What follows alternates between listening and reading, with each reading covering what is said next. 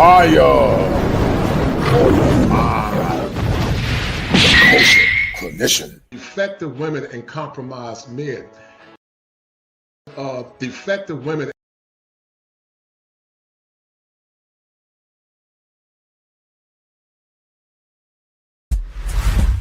Hit that like button and share this stream if you're not a beta male.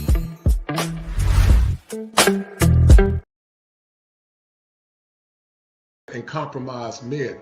And when you have defective women and compromised men, what happens, men don't get power, they lose power. And I'm a firm believer, I believe in the teachings of the Messiah. I believe that in order for men to lead and in order for women to get the benefits that they are looking for, they must serve us first. The problem is we've been so conditioned to serve them. And instead of being men of greatness, we become commodities to be subjugated by. And because of that, that's not healthy masculinity, that's compromised masculinity. And it never works because it's not predicated on a power exchange. Frederick Douglass said it better than me. He said the power never conceded to nothing without a struggle. It never have, and it never will. So yeah. Great expose by Dave. Dave, I want to shout you out, man. You did a phenomenal job where you dissected. I can't think of the guy's name, Dontre Whitfield, respectfully. But see, here's the paradox. Here's the paradox with this static blackness or flat blackness. I'll call it static blackness. It's a presumption and the assumption that just because your skin color is black, we all belong to the same tribe, and I refute that highly. I will argue parenthetically that there's a percentage of black women that are part of our tribe, but a lot are not part of our tribe. And I agree with Dr. L. I agree with Dave Anderson. You know, I'm saying you, my brother, I love you, but I'm not taking accountability for that because she's not part of my tribe. The biggest misnomer when it comes down to black folks is that, especially with black men, where black women are in power, then they're a separate entity. But when they're in peril or pain, then black men must come to the rescue. And I'm sitting, you killed it, man, on that show. You said, I'm not going to serve for people that don't honor and respect me. And the problem is that when you consistently reward bad behavior by asking black men to undo things that they never done, then it becomes problematic. And instead of reinforcing good behavior, you reinforce bad behavior. Part of a healthy relationship or a functioning relationship is a concept called synergy. You can't have soul fusion if you don't have synergy. But many times in the black community, black men are asked to do unhealthy undoing instead of doing healthy undoing. Fire for your mind. Culture clinician. Aside to become the kosher clinician, the story and the war cry behind the kosher clinician was similar to some of the struggles and the things that I've been through as a man. And some of you men are still going through that right now. There's a philosophical term called an existentialist crisis. Basically what that means is that you begin to ask yourself the question, why am I existing? What is the purpose of my existence? And I think that's the story of a lot of men that have not been more or less raised or under the tutelage of masculine men. One of the great indictments, guys, about the manosphere is that people assert and assume that the manosphere pushes misogyny and hate. But the manosphere is not responsible and was created a silo as an affront to women or black women. But the manosphere was a response to the pain and suffering that many black men were going through and continue to go through as we speak now. Once again, gentlemen, we are going through an existential crisis. Our country is in trouble. Some of you are in trouble, mentally, physically, and emotionally. And you're not ready to move to higher ground until you get the requisite help that's going to help you become the better version of yourself. Real men put the strap down and we can toss them. This is our culture. Now we talking kosher, clinician. All right. There it is. All right. Now hit it for me. And it ain't culture. 7 in hell is what they taught you. We'll put them, and you can back up in young dose. Kosher, clinician. All right, stop that. All I want you to say is if it ain't 7, it ain't kosher. Say that first, okay? All right. All right, you ready? Start over? Yeah, start it. No. Okay, if it ain't 7, it ain't culture, and If it ain't seven, it ain't culture. Okay. Heaven and hell is what they taught you. Okay, perfect. Do that again, but give me a little attitude. If it ain't seven, it ain't culture. All right. Okay, you ready? Mm-hmm. And action. Young heads picking back up in young dolphin. This is our culture. Now we talking kosher. Clinician. That was cool. If it ain't seven, it ain't culture. Heaven and hell, that's what they told you. Real men put the strap down and we can toss them. Young heads picking back up in young dolphins. This is our culture. Now we talking kosher. Clinician, masculinity issues. Absent fathers who miss you. Mama drama don't kiss you. All a part of the ritual. This is how they get you. Separate the men, women clipping babies pretend to. Damn. Lovers, haters acting like vultures. If it ain't seven, it ain't kosher. If it ain't kosher, ain't right, gotta divorce us. If it ain't seven, it ain't kosher. If it ain't kosher, ain't right, gotta divorce us. If it ain't seven, it ain't kosher. If it ain't kosher, ain't right, gotta divorce us. This is kosher condition. 7 wonders, the whole world gotta listen. This is kosher condition. 7 wonders, the whole world gotta listen. This is kosher condition. 7 wonders, the whole world gotta listen. This is kosher condition. 7 wonders, the whole world gotta listen. Listen. Listen. Showing tonight, I got my man Dave Anderson in the house. We're going to be talking about something that's very important, guys. In a time where Black excellence appears to be faltering. Dave Anderson is a renowned author. He's been in Hollywood, I believe. He was on The Breakfast Club, and he's a phenomenal mind. And we're going to talk about the power of yesterday and also the psychological concept that I created called Incognegro. Incognegro is just a premise that many times Black people that think outside of the norms of the so-called Black community have to hide themselves in obscurity for the fear of rejection or for the fear of ridicule. So without further ado, I got my man in the house, Dave Anderson. How you doing, brother? What's going on? Kosher, what's happening? Good, brother. I'm good, man. How are you? All right, man, it's a pleasure, man. A pleasure to see you in the house. I told you I was going to get you, dog. I didn't forget you. I just been super busy, man. I'm a busy man with my practice, man, trying to make things pop off, man. But Dave, I came up with a concept called Incognegro. And if you guys don't see the merch, go get your T-shirts. Masculinity is expensive.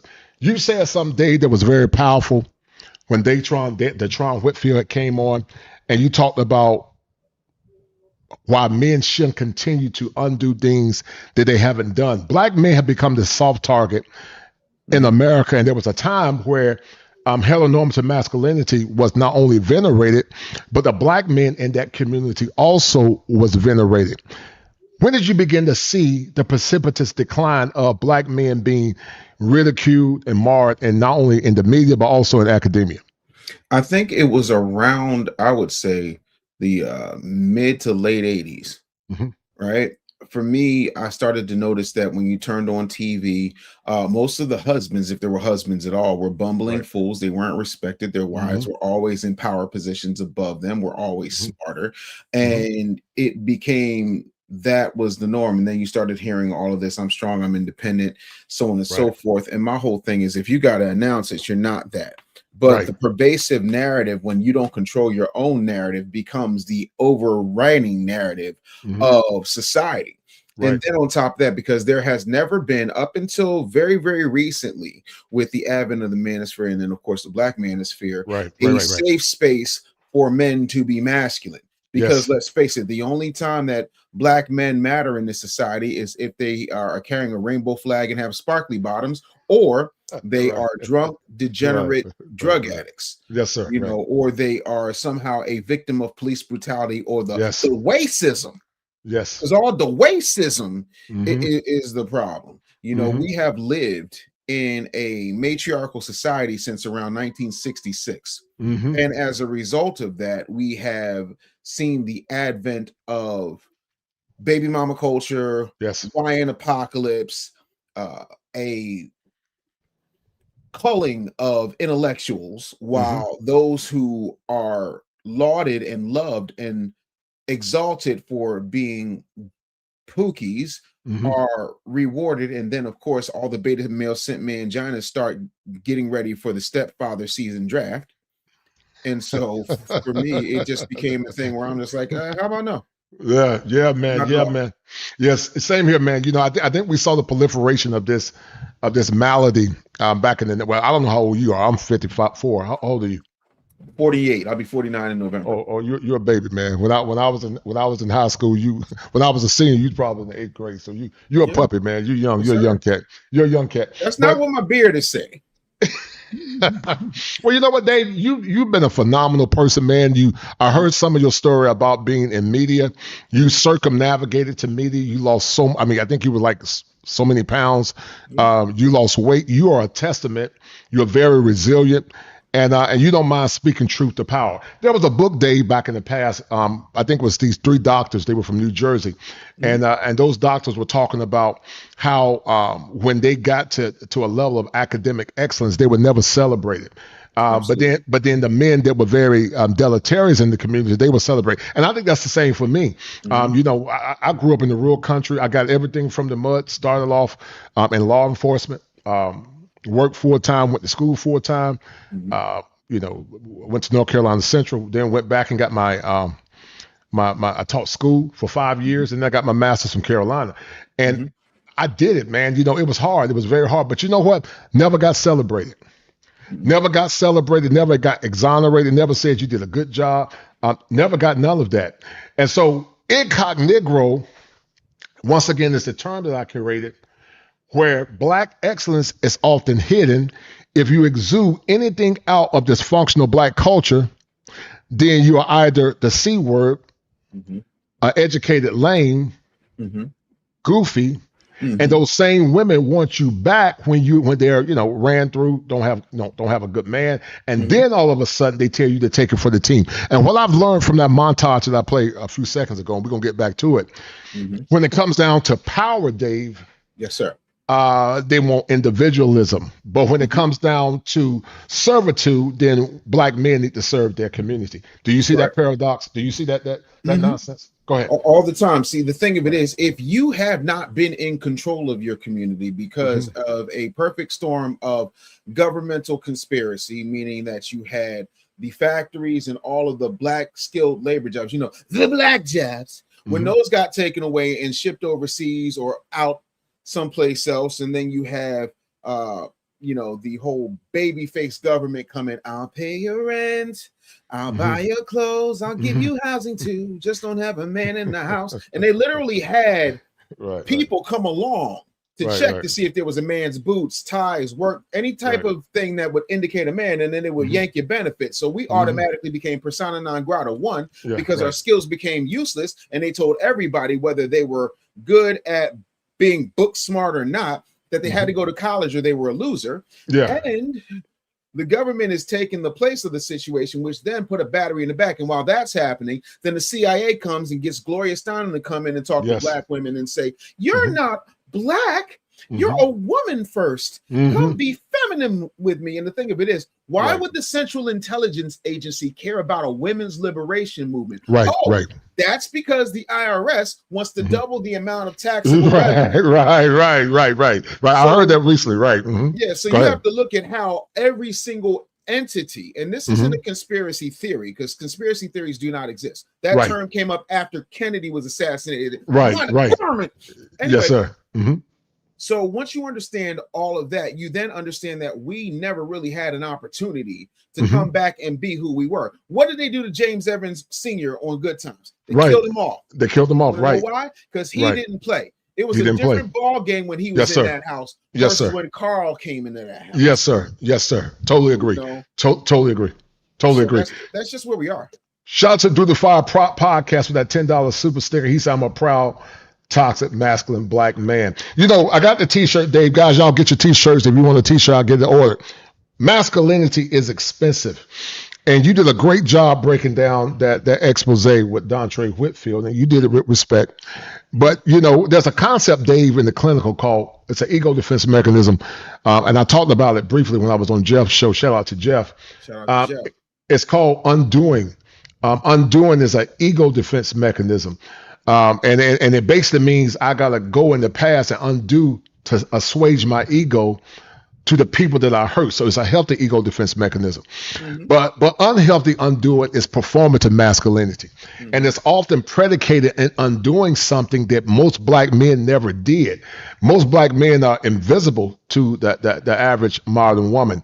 And you 48, I'm going on 55. There was a time where average black women respected average black men, and there was a level of respect for both. But now it's cascaded into the narcissistic tendency that you see now, to the point that marriage rates are dropping, men are not courting anymore. Gen Z is learning the game from us, and what once was black excellence, Dave, it's beginning to cascade and it's beginning to go away, and we got to bring back the days of yay and nay. Hold tight. Fall comes to us in its own time. Fighters keepers, losers we. Those women personified black excellence. Your grandmother, your mother, your great grandmother, those women personified black excellence. There was a time, Dave, that I will argue, and I say this with some level of bias, Sure. but I will argue that the typical American woman was great, but because of the black woman's unique struggle, I will argue that there was no greater woman based on her struggle and based on her position in society than the American black woman of the past. How would you respond to that? I would 100% totally agree. Break it down. Yes, sir. Go ahead. Okay, so when it comes to our women, number one, just from a biological perspective, the black woman is the only woman that carries the mitochondrial Eve gene, which means she can produce a Chinaman, a Cambodian, European, and just the blackest of black. That's one. Two, you look at the fact that HeLa cells come from a black woman, and I'm just talking biology. Then you talk about desirability, pheromones, sexual prowess, ingenuity, all of those things. I mean, white women may have been fighting for liberation, but none of them are CJ Walker. Right. You understand what I'm saying? That there's a level of things that we don't like to get into. You look at somebody like Ida B. Wells, who was handling political hallways before most black folks could even understand the importance of voting power.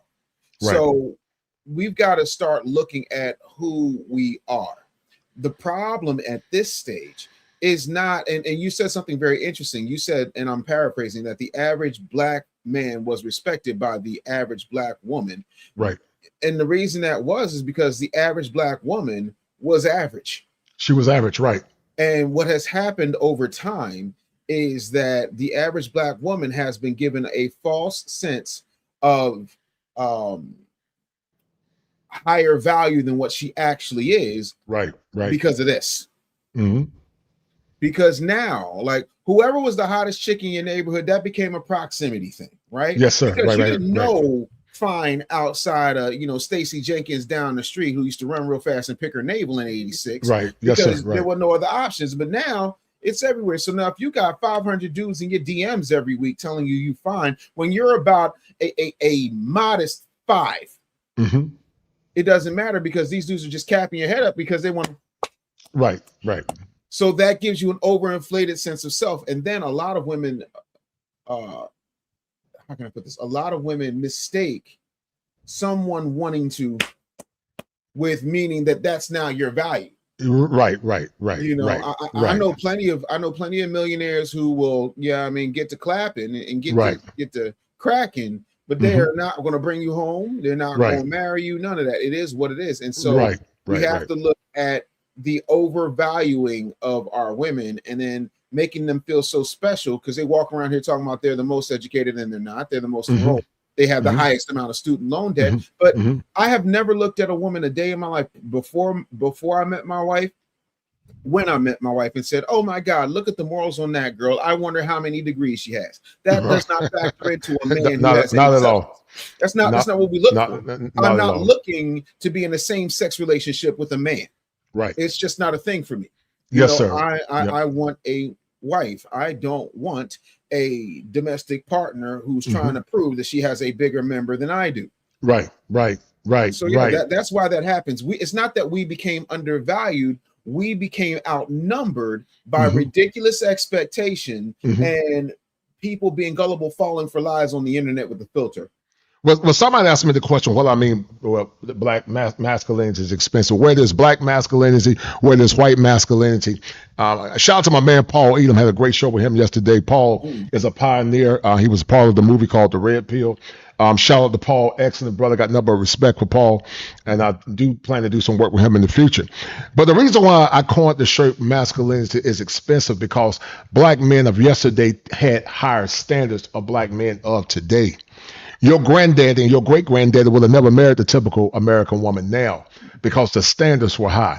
I will argue in general, I'm not saying there were no simps back in the past either, because some will argue that, daddy would come home and bring the check to Big Mama. But even though he would bring the check to her, I would say in some circles, I think it's this level of bifurcation, which basically means that daddy would bring the check home to Big Mama, and Big Mama did what daddy told her to do with that check.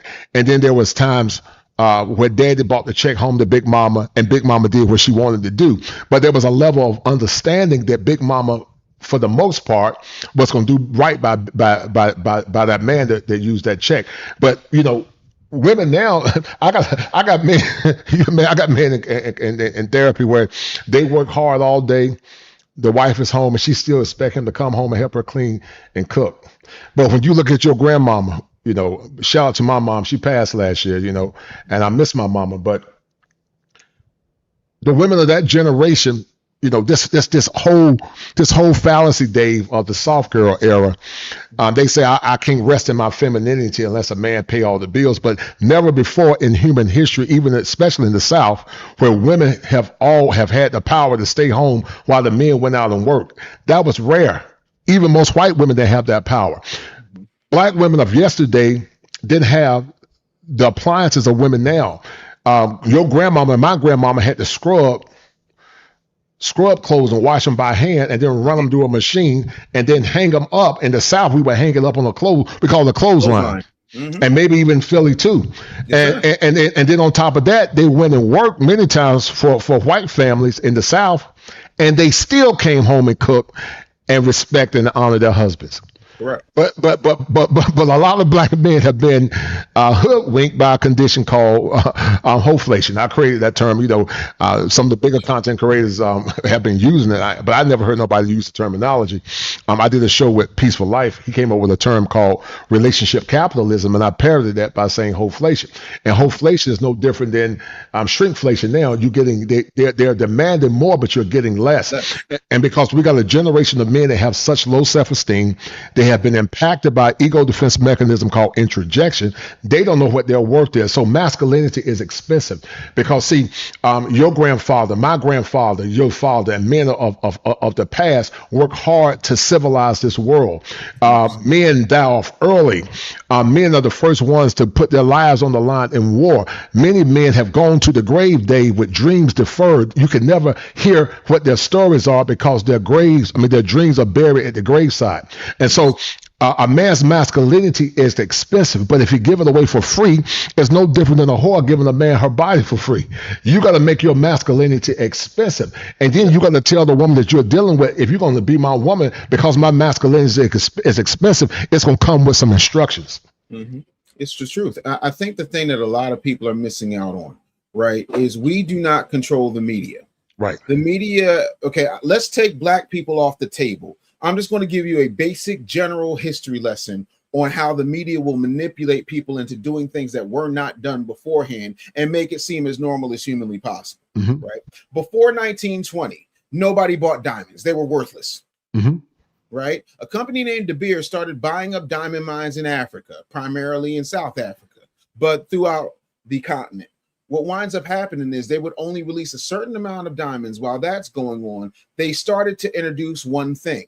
And that was the diamond engagement ring.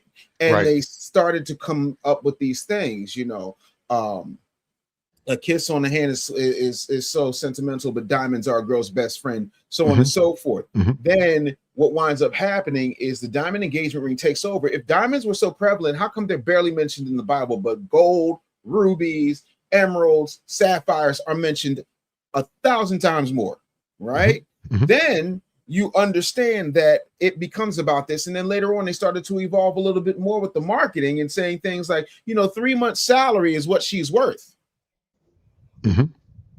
We used to just jump a broom. Right. We should jump room. Yes. That was it. Yes, sir. Yes, sir. Right. So that's now right. it becomes a thing. So now everybody wants diamonds. And don't get me wrong, I like them too. Don't get me wrong. Yes, sir. However, right. I've been free since 2011. You understand what I'm saying to you? I can do this. Right. I'm not putting nobody out in order to do this. Yes, but sir. I don't right. assign the type of value that society assigns to a situation. So now yes, you sir. take that same example and you start telling women that they're in their soft girl era. And, clock it.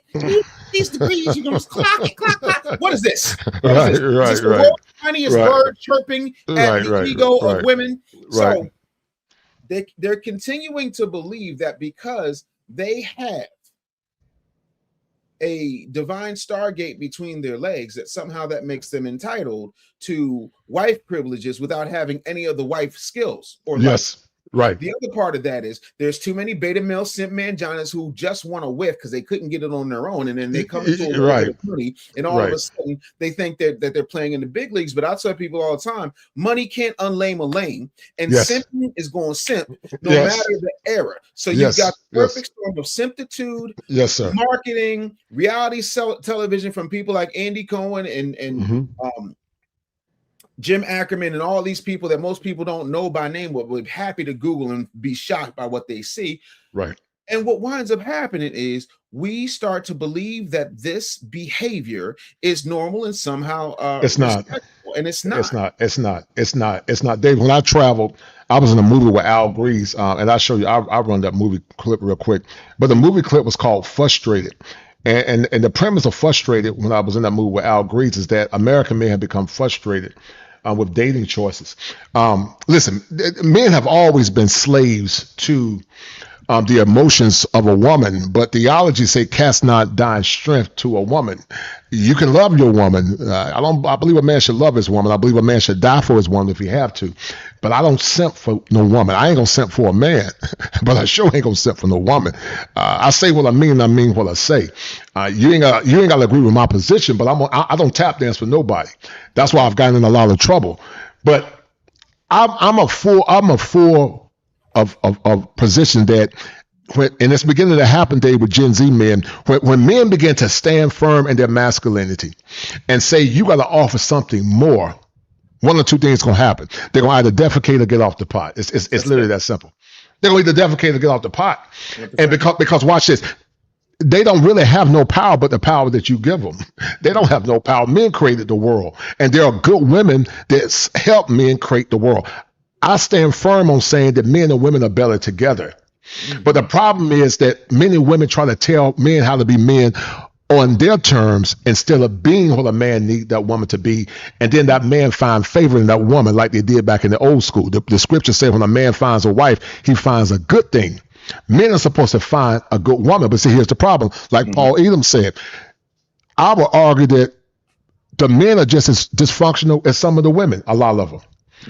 Because they don't know how to stand on power, and a lot of them themselves are broken men. Therefore, they don't demand anything. How would you respond to that? I think you're absolutely right. But again, we're still talking about the same generation of men that was raised by their mothers. And the thing about that is, a lot of times, if we're being very, very honest, and I tell people all the time, men have access to give access to marriage, women have access to sex. So what winds up happening is when a man will say whatever he needs to say in order to get it. That's why men lie. Women will look however they need to look in order to be secure. That's why they spend so much time and money on makeup. As a result, you wind up with a whole lot of pookies poking and a whole lot of folks, being out here, left alone to their own devices. As a result of that, you have this beta male simp apocalypse, because you're being raised by a woman who's trying to make you a good man, but you don't understand that a good man is one thing. And when I say good man, I don't mean good in the stand-up way. I mean nice, submissive, beta energy, sassafras, all that type of stuff. And now they're the same ones talking about, where did all the men go? And then, of course, there's always the search for corporate Tupac. And as a result, for the search for corporate Tupac, they always wind up, Right. shaken and upset by what they find. So my Right. thing is, we got to start having some hard conversations. And the truth of the matter is, it's up to a lot of us, both men who understand what's happening and women who are willing to listen, to start to change the conversation and interrupt the narrative that's being put out here pervasively. And until such time as we do that, we're still going to be at a loss. But yeah, this is beta energy that was created by the single mom apocalypse, which created the beta Right. male apocalypse, which is why we have this imbalance, along with all the other things that I've already gone over. Yeah. I think maybe in some lifetime, but I don't see it in our lifetime, brother. It's in systems theory, when you got a defective part, where the man is compromised and the woman is defective, and you got a generation of that, they have to die off because most are not going to change it. They're just not going to, and it's okay. Shout out to my man St. James Palmer for that $40 cash app. Shout out to brother St. James Palmer, as he is the #1 sponsor of the stream all the way from New York. Shout out to my man St. James Palmer.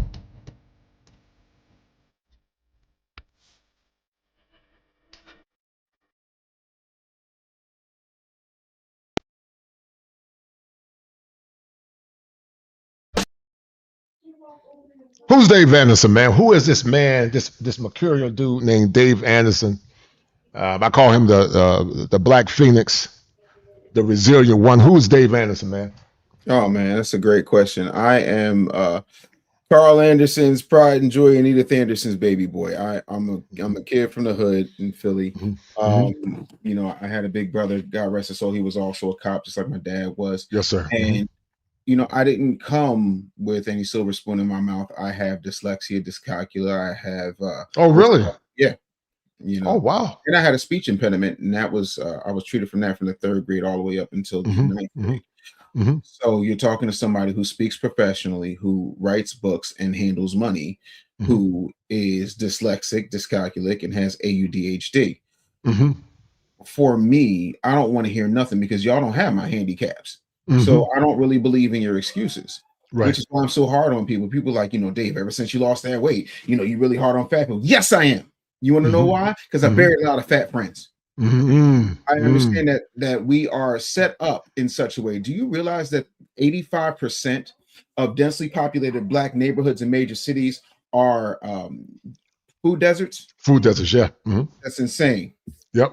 That's absolutely insane. Right.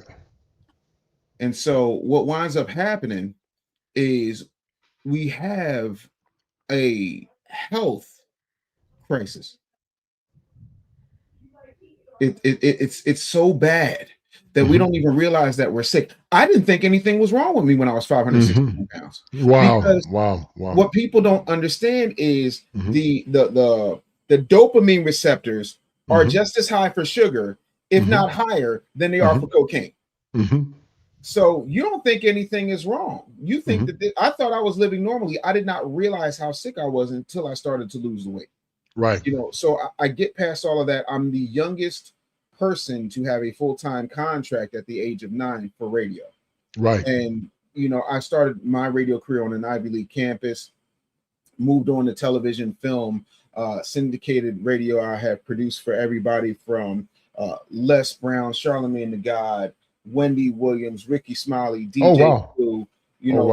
My career has put at least 5 people in the Broadcast Radio Hall of Fame and another 10 into the Black Radio Hall of Fame. So I'm not a person that hasn't seen what I'm talking about. And I tell people all the time, the problem is people think that Hollywood is a place. Hollywood is not a place. It is a culture. And that culture comes at a cost. And that cost is very, very deadly. And there's certain things that I would not compromise. And there's certain things that I would not do, up to and include dance. Right. And I think you know what I mean when I say dance. So I got myself to a point where I realized that I started giving ideas to these corporations, and these corporations would make millions, and in some cases hundreds of millions of dollars off of things that I came up with. Right. And I wasn't getting none of that. Yeah. I remember you talking about that. Yeah, this little term called work for hire, things of that nature. You begin to learn like, oh, okay, this is how they play the game. But okay, if I could do what did Jay-Z say? Well, they say they made hole. Okay, make another hole. Mm-hmm. So if I could do it for them, I could do it for me. Mm-hmm. And so that's what I was on at all times. And I went out here and I did everything I possibly could to start, grow, scale my business, learn sales skills. I sold gutters and furniture and, you know, cable, every possible thing I could, because sales jobs, you eat what you kill. So you learn how to survive. And then people kept asking me how I was doing so well in sales, but I spent my entire life selling stuff on commercials and speaking to people. And those skills translated really well into the business world and into the entrepreneurship world, because I know how to entertain before I know how to educate. Right. And so 23 books later, 22 consecutive #1 bestsellers. Here I am. You know, I've got a great morning show. It's called DAMN, Dave Anderson Morning News. We're doing phenomenal numbers. We've only been on for 10 weeks, but we are up to 29,000 subscribers already. Wow. And, you know, we're doing well. We're getting sponsor after sponsor after sponsorship offer. And like, I'm on YouTube full time. I stopped touring in support of my latest book, The Real Black Agenda, which is available everywhere, but you can go to therealblackagenda.com and get it. And in this book, I outline all the things that I think, based on my experience and years of research, that Black people need to do that we're not doing consistently and collectively enough in order to stop waiting for somebody else to take care of us, and for us to start demanding from the people we've taken care of through our blood, sweat, tears, and our votes. And it's been phenomenal. What did you learn in entertainment, in the media, about the misandry, the rampant misandry that continues to proliferate now? What did you learn? As far as how the way that when you say rapper misandry, you mean the way that men hate women hate men? Right. Yeah. How did you navigate that? I mean, you're outspoken. Oh, they hated me. Okay. Oh, they absolutely hated me. Gotcha. And I was cool with that. See, the thing of it is, when you start your career off before puberty, you don't have the certain type of ego most people have. Every human being has an ego, and I'm not gonna lie, I have one, but I feel like I've earned mine. Having said that, though, I don't really believe my hype, and I also don't believe my detractors. So nobody can really hold me prisoner to how you feel about me. How I feel about myself when I look in the mirror is a different thing. Now, I hear things on the internet, and I see things, and I'll choke somebody and, you know, tell them what it is. When I say choke somebody, I mean like in the comments, not right. I don't Right. But what I understand is that we are fickle people.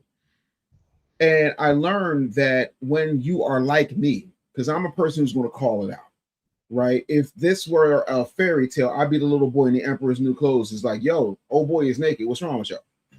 Oh, you can't say that. No. I'm not worried about that. So for me, I'm a big believer in literally being who I am. And I'm okay with you not liking me. Listen, once I realized that being fired don't hurt, that was it. And then once I realized I could build my own business and never be fired again because I own my life. Right. Bro, I'm good. You know, the people that care about me are the only people whose opinions that matter. And they will tell you that if I'm not in alignment in my spirit with what they got to say, I ain't doing it. That goes for my mother, my wife, my daughters. That's it. I have always been my own person. Yeah. Same here. I'm very determined. I respect all men, bow to none. I know there are people that got talents that supersede mine, but I'm a go-getter. I don't think it get no better than my story coming up in rural Eastern North Carolina. Whoa. Jacksonville, New Bern, Greenville, Wilmington. What part of Eastern North Carolina are we talking? I'll tell you in the background. It's near Pitt County, Greenville. All right, I know exactly. But I'll tell you more detail. But yeah, man. But Black excellence was a thing of the past. American excellence was a thing of the past. But it's begun to cascade into a black hole. I call it the black hole. Is now going into a black hole, Dave. The black hole. Hold tight. Is now cascading into a black hole, and it's getting worse and worse and worse and worse and worse. What does Black excellence mean to you? That's number one. And then number two, when did you have your epiphany about the issues in this faltering Black community? Okay, so first of all, let me point of clarification, and I differentiate with a lot of people on this. I don't believe in the term black excellence. I think Okay. it's a double negative. All excellence is black. Everything is an offshoot of what we do, whether it's country music, gospel music, art, style. Everything we do has been copied and then homogenized, bleached out, smacked down, flipped, rubbed down, whatever you want to call it. Oh no. Our excellence is excellence. Everything else needs to categorize itself as whatever culture it is. Like K-pop is black excellence, if you want to be technical about it. You know, country, so on and so forth. So for me, everything we do is excellent, man. Like it doesn't really get much better than that. The thing that I have noticed is that they have convinced us that everything we do is bad, but every time I turn around, they're where we are. For example, you look at these Korean businesses, you look at these Chinese businesses, you look at the Indian businesses, you look at the Italian businesses, all in our neighborhoods. If our neighborhoods are so bad, why are they making so much money in our neighborhoods? And then we wonder why allegedly our dollar only circulates 6 hours before it leaves our community. Because nothing in our community, very little things in our community are owned by us. In Atlanta, which is supposed to be the black Mecca, supposedly, less than 26% of the businesses are black owned, and of those, 46% are regular one person sole proprietors, so they're not employee businesses. It's just one person. I got an LLC. Here we go. What I'm trying to get people to understand is that they're doing this hoodwink, and now they've taken the hoodwink to a global scale. You got people talking about, brother, I need you right now. Kosha, listen to me, brother. Go back to Ghana. Go home. You should go home. But you hear people got mad when President Trump said they're not sending their best. They're sending trash, right? He also referred to certain countries as S-hole countries. But my whole thing is, if you're so excellent and you're so great and you're all these things, how come you're not fixing your S-hole country? Why are you over here? That's a good point. Right. Right. And then if the hood is so bad, why do they gentrify Harlem at a rapid rate right now? Do you realize that black ownership in Harlem has dropped 90% since Clinton put his library up? I didn't know that. 90%. Now you've got these democratic socialists. They we are. know what that code word is for. Yes, sir. Yes, sir. It rhymes with Romulists. Running, talking about, I'm going to fix everything. I'm going to get you free buses. No. So we have lost sight of who we are. And I'm running around here pulling people out of the matrix, and they're asking me why their eyes hurt. And I'm okay, so you've never used them before. And what we have to start doing is realize that it's not going to be your podcast mic. It's not going to be your little ass think tank. It's not going to be your group chat. It's not going to be your voting. It's not going to be your song singing and your marching that's going to get you there. What is going to get you there is writing a check, knowing who you are, physical fitness, conscious, deliberate effort to restore the black family. Even if you don't work out, that does not mean that you cannot still function as a unit. It happens every single day. We have got to start operating like a machine. When you look at Chinatown, how many black businesses you know in Chinatown? I don't know any. There's one in Philadelphia, and that came at a real high cost. There's one in Philadelphia, and they just opened up 3 weeks ago. There's a reason for that. How many black-owned businesses you see in Little Italy? You don't. The Diamond District, the Deli District, you don't. The black community, please. The black community is thriving with businesses. We just don't profit from them. And even if that's okay, because I do business globally. So I've got people who are white. I've got business owners in Europe. I've got business owners on the continent. I got business owners in Japan. I don't have an issue with that, because when their money comes into my hand, it becomes a black dollar and I can pay black people. My problem is when you look at the period between, let's say, the 20s and the 60s, when the Irish weren't considered black and the Italians weren't considered black, and weren't considered white, and the Italians weren't considered white, and the Jewish people weren't considered white, they started to organize. And they organized and they started to create certain circles in order to protect their community. And they charged a tax. And anybody who would come in to do business got taxed. When the last time we taxed Mrs. Hong for her Chinese laundry? When's the last time we taxed Mrs. Wen for her Korean nails? When's the last time we taxed Umbutu you know, for his shoe service. Like, what are we talking about here? Everybody comes in our community and we don't demand anything, but Billy need a scholarship. Michelle need money to get ballet shoes. You see what I'm saying? Like, we don't do that. We got the crime part down. Right. Clearly, we got the crime part down. It's the organized that we're missing. And I'm not telling anybody to commit crimes. I'm saying protect and gatekeep your community the same way you protect and gatekeep Tony Hinchcliffe saying a horrible joke at a Kevin Hart roast. Have that same energy for your community. Let me say something. I like what this young lady said, and you may agree or disagree with me, Dave. Here's my premise on that.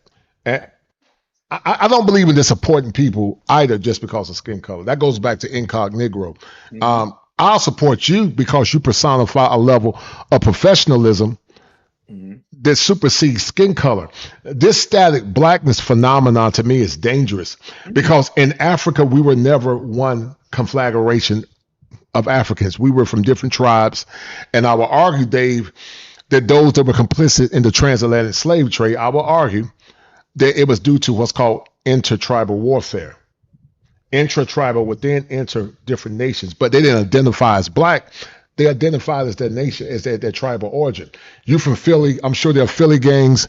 They might look like you, but they don't have your consciousness. And so Incognegro basically means that if I don't agree with you just because you're black, I got to minimize myself in order to be accepted. And I can't do that. I'm not just going to support nobody because of no blackness. And I firmly believe this, David.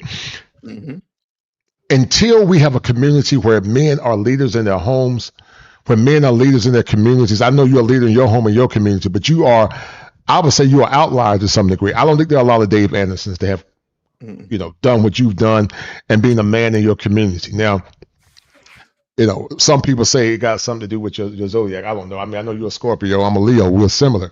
But you're doing it, man. You're doing it. You're resilient.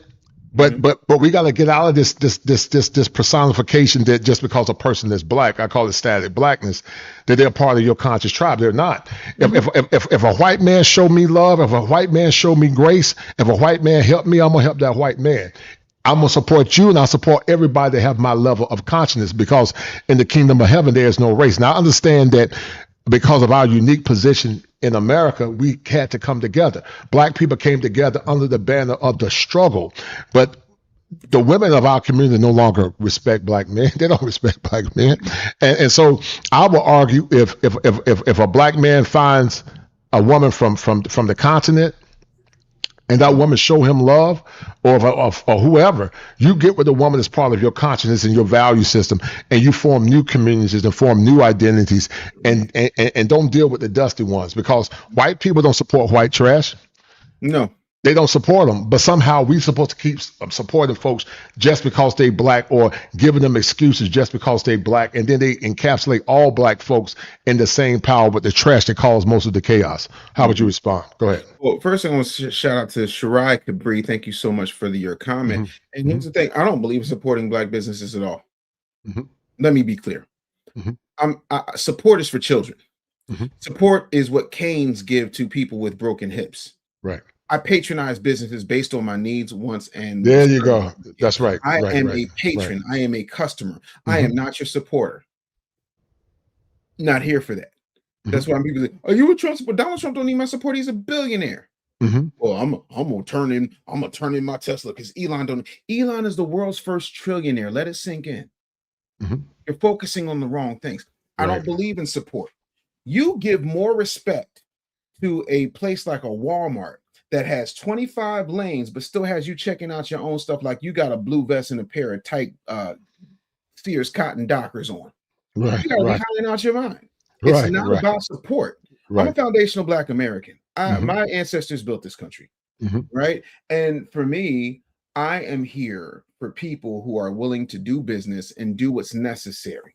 I am not here to deal with these folks that want to come and you remember you were a kid and you had to do a science project, and there was always that one kid that didn't do anything but bring the poster board, but didn't do none of the research, didn't do none of the work. That's how I feel about these folks. Oh no, we are African Americans. Listen, I'm not Jesse Jackson. I reject that term outright, because historically less than 3% of those votes came here. If you Right. read They Came Before Columbus by Ivan Van Sertima, or if you read Before the Mayflower by Leroy Bennett Jr., you will know that the majority of us were already here. Mhm. And yeah, let's go ahead and ban that person. But for me, Mhm. I'm not going to get into the support this and support that. I have never I've lived in 34 cities in 19 states. I have never seen a Chinatown sign that said, "Oh, support the Chinese business." Oh, it don't happen. Right, right. I ain't never seen a sign that says support Jewish businesses. Mhm. I ain't never seen a sign that said support Vietnamese, Korean businesses, Ethiopian businesses, Nigerian businesses, Jamaican businesses. I ain't seen it. You want to know why? Because every group I just named is ingrained in their culture. With us, we automatically look at us through the eyes of the people who control the media that we watch, read, and hear. Tell us that we're automatically lesser from the time we're popped out of the womb until we're put back in the tomb. Right. So we're already at a psychological deficit that I absolutely inherently reject. So yeah, I'm not going to sit up here and support a black business. I build black businesses, I scale Mhm. black businesses, I Mhm. buy Mhm. from black businesses. I Mhm. will Mhm. not support a black business. Black businesses are not children, they are viable. Now, some of them need a lot of work and some of them need a lot of help and a lot of structure. But yeah, no, I refuse to automatically put black businesses, which were the backbone, and black labor was the backbone of how this country became a superpower, into some type of victim. I need help because I'm third place in the Special Olympics narrative. Ain't nobody gonna be no victim over here on my watch. Well, listen, you got a powerful presence. I got a new term, man. I might want to do some business with you. You and I. It's going to be a powerful term that's going to supersede FBA. It's going to be dope too. But I gotta get it. I gotta get it legally printed first. I think you're gonna Yes, like sir. the terminology, but I'm not gonna say it now. Yes, Uh, sir. but but I want to show you something, man. I want to show you something, Dave, and Sure. you can tell me what you think about this. Um, because there's a lot of manipulation going on, Mm-hmm. and there is also a lot of dysfunction going on. Um, let me show you this clip, and then I'm gonna show you some more clips. Hold tight. Yes, sir. About to play first to 10. I'll go first. You go first? Yeah. You have the ball first. Alright. Yeah. Make sure you try to stay in the green.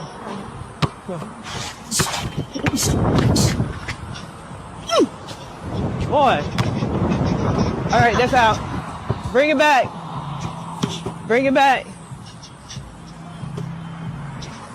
Bring it back. Now, Dave, that is a woman Mm-hmm. dressed provocative with her son. Mm-hmm. One could argue that's a form of child abuse. And this behavior is more prevalent not only in America, but in, you know, black communities. I don't even like using the word black, but in communities of people that look like you and me. Mm-hmm. What's your take on this, man? Because that's all tied into the theory of black excellence. Go ahead. You don't need cocaine no more because the dopamine is the attention addiction. Mm-hmm. So you're doing this because you're trying to, again, all this is stepdaddy bait. Mm-hmm. That's all this is. She's a single mom because she got country cracked, meaning she shed her clothes and spread her legs for somebody who's no longer in the picture. As a result, she got to put her clappers on display in order to hook a man that wants to come and be the responsibility of some other man who don't want to be responsible for what he laid down to make. Mm-hmm. It's absolutely disgusting. Is it abuse? Yeah, it is. Is it also desperation? Yeah. Is it also counterintuitive of how a lot of these women sit up here and talk about how intelligent they are, how strong and independent they are, but then they do this. If you got to lead with your cheeks, you've already lost. Like Mm-hmm. if you lead with your cheeks, you're already behind. Mm-hmm, mm-hmm, That's mm-hmm. it. What are you saying, man, in dating? You from Philly. I don't know what, jokingly, you can laugh at me, but, I've heard that they've always said that Philly got some of the worst women. I don't know if it's true or not, but they said Philly got some bad women, man. But, but Dave, what are you seeing, man, when you traverse in the greater Philadelphia area or this in northeastern United States? What are you seing, man? I And mean, dating, go ahead. it's insane. My wife's from Michigan. I will say that it's pretty much the same all across. Like the Distinctive differences that used to separate one place from another have begun to melt away and blend together because everybody is acting the same way based upon what they see in front of them. This thing has become a way to make the world much smaller. In the right hands, that's a beautiful thing because you're talking about business, education, networking, resources.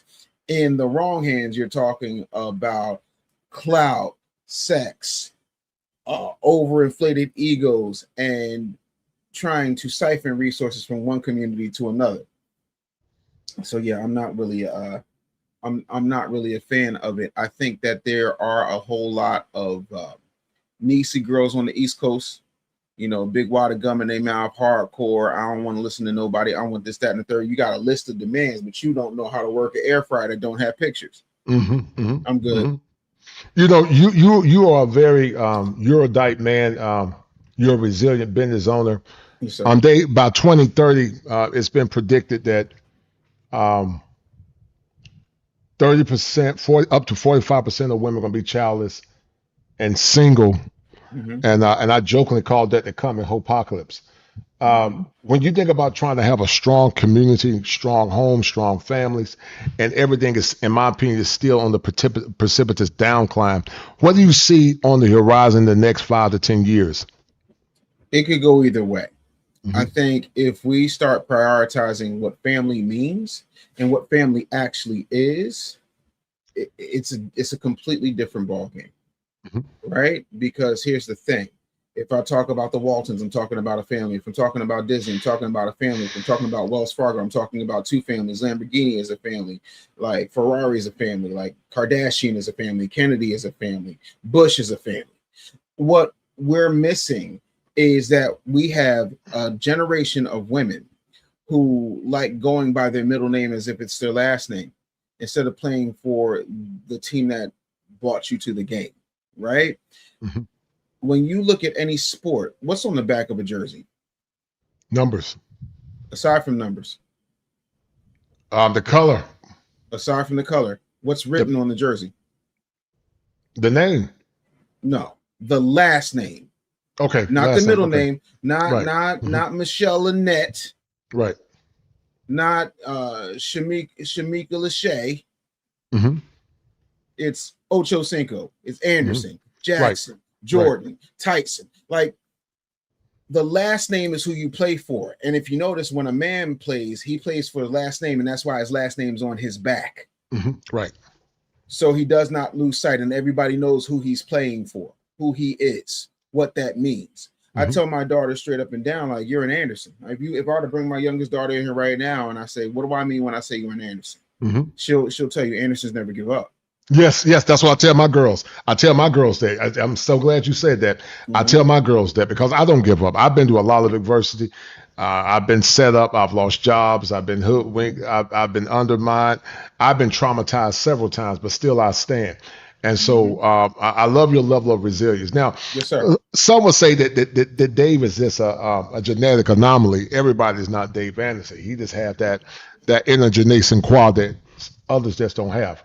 And that might be true. I do believe in what's called resiliency theory, where some people are just resilient and they're able to supersede the norm. As we're getting deep in this conversation, Dave, what schools did you matriculate in? What colleges did you go to? Temple University, and then I went to New Millennium Bible Fellowship.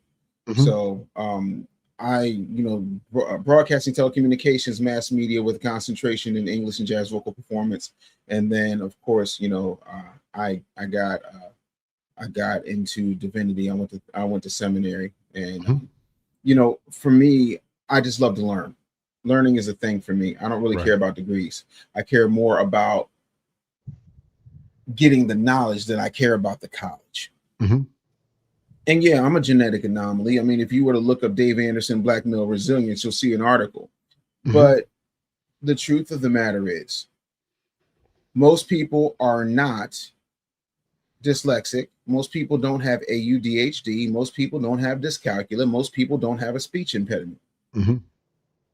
In spite of all of that, you are either where you are. See, every human being on this earth, especially our people, are completely self-made, but only the successful will admit it. I can't solve a problem I'm not responsible for. So the first step is taking ownership. Okay, I have these issues.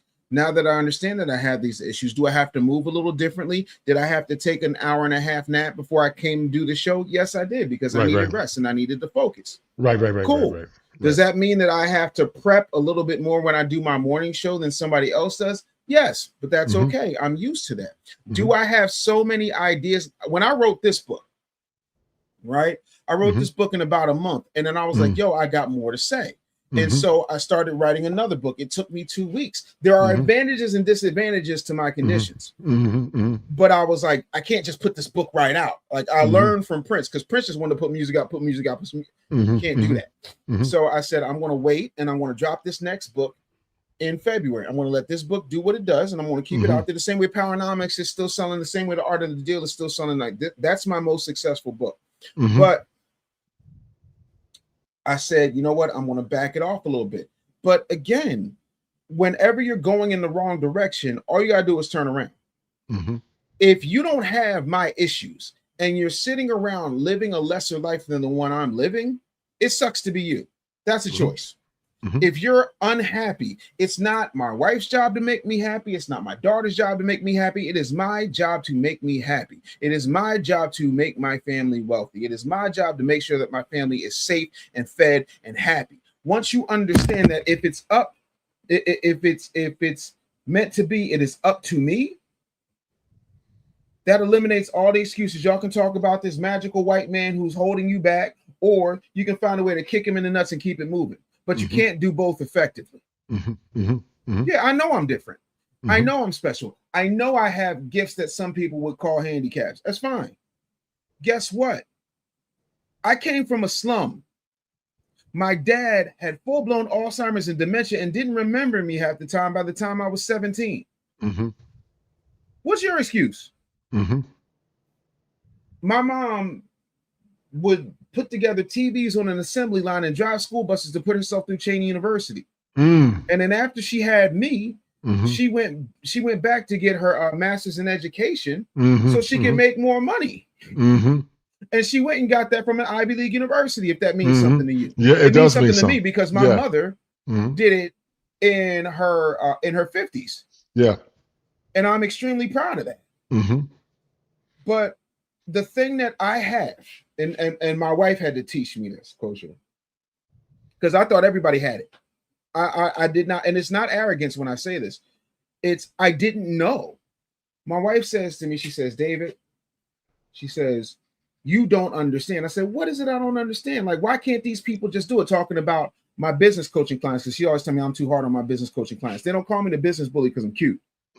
And I said to her, I said, what is it that I'm not getting? She said, you had parents that would not let you give up on something, would not let you quit. My mom was like, oh, you want to play 7 brass instruments? Cool. If you quit, you can't touch it again until you're out of my house. That's true. Right. Oh, you want to play ball? Cool. If you quit, you can't touch it again until you're out of my house. Oh, you want to be captain of the debate team? Cool. You can't quit and then come back until you're out of my house. So the rule was, if you start it, you finish it. You follow it all the way through. Ain't no quit. I don't want to hear no excuses, because you asked for this. And what you don't realize is every time you ask for a blessing, there is an underside to that blessing. Right? Yeah. I agree with that. I mean, the theology says if a man take on an endeavor, he must count the cost. He got to count the cost. And the part of discipleship is counting the cost. Shout out to my man Justin Moore for that $10 super chat. He said, thanks for the conversation and the information. Let me finish playing this, man, real quick. Hold tight. Okay. It's my ball. You airballed it. Come on. Are you ready? Yeah, let's go. Check.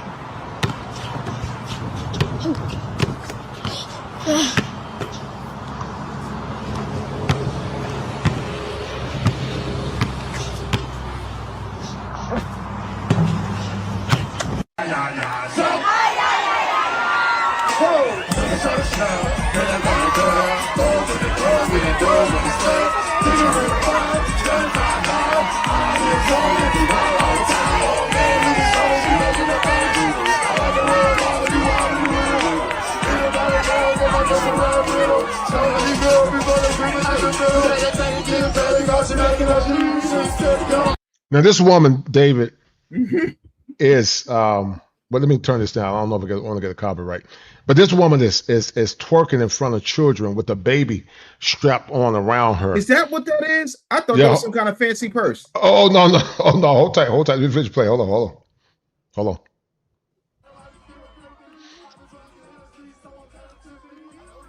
This woman right here. You see her? I'm looking.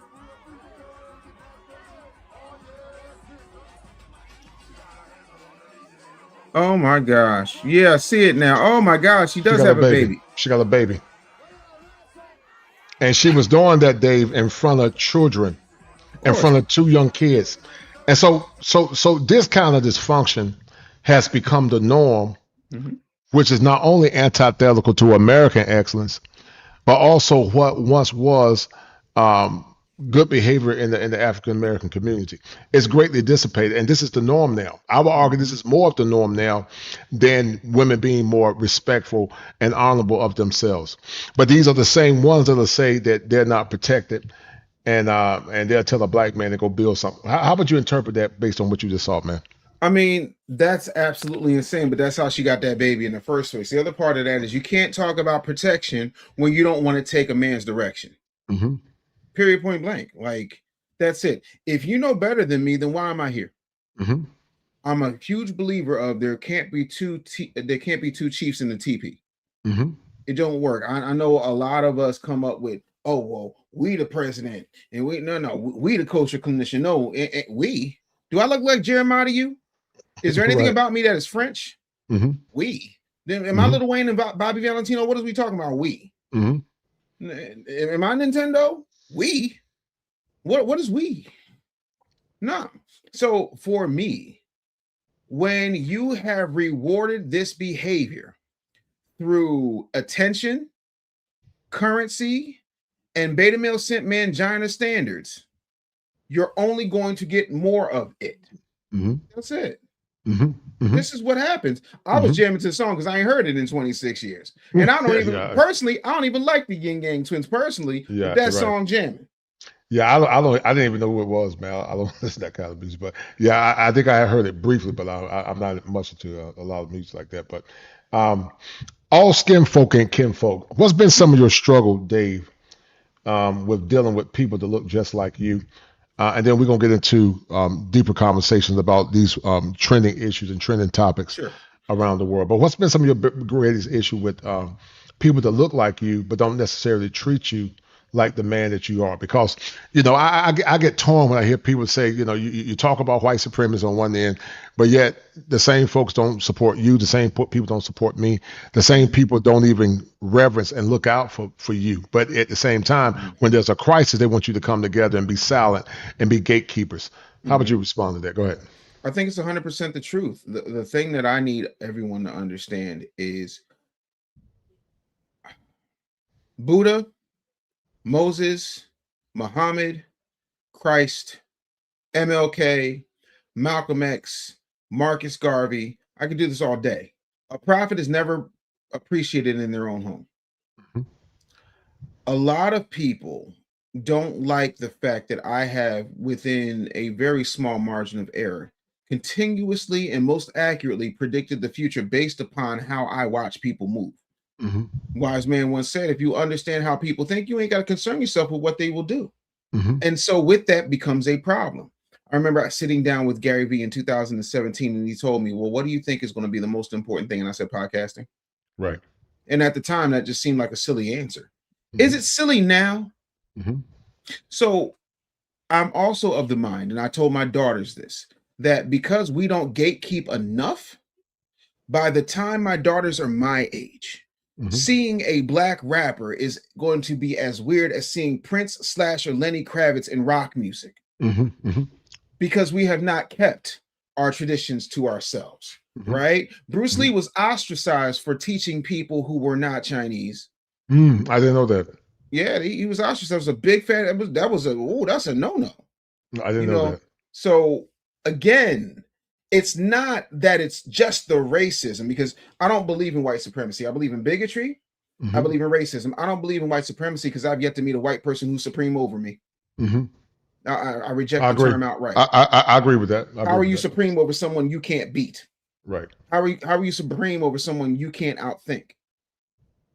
That like, sorry, respectfully, I just don't believe in that.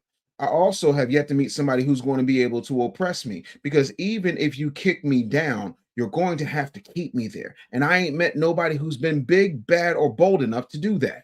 Mm-hmm.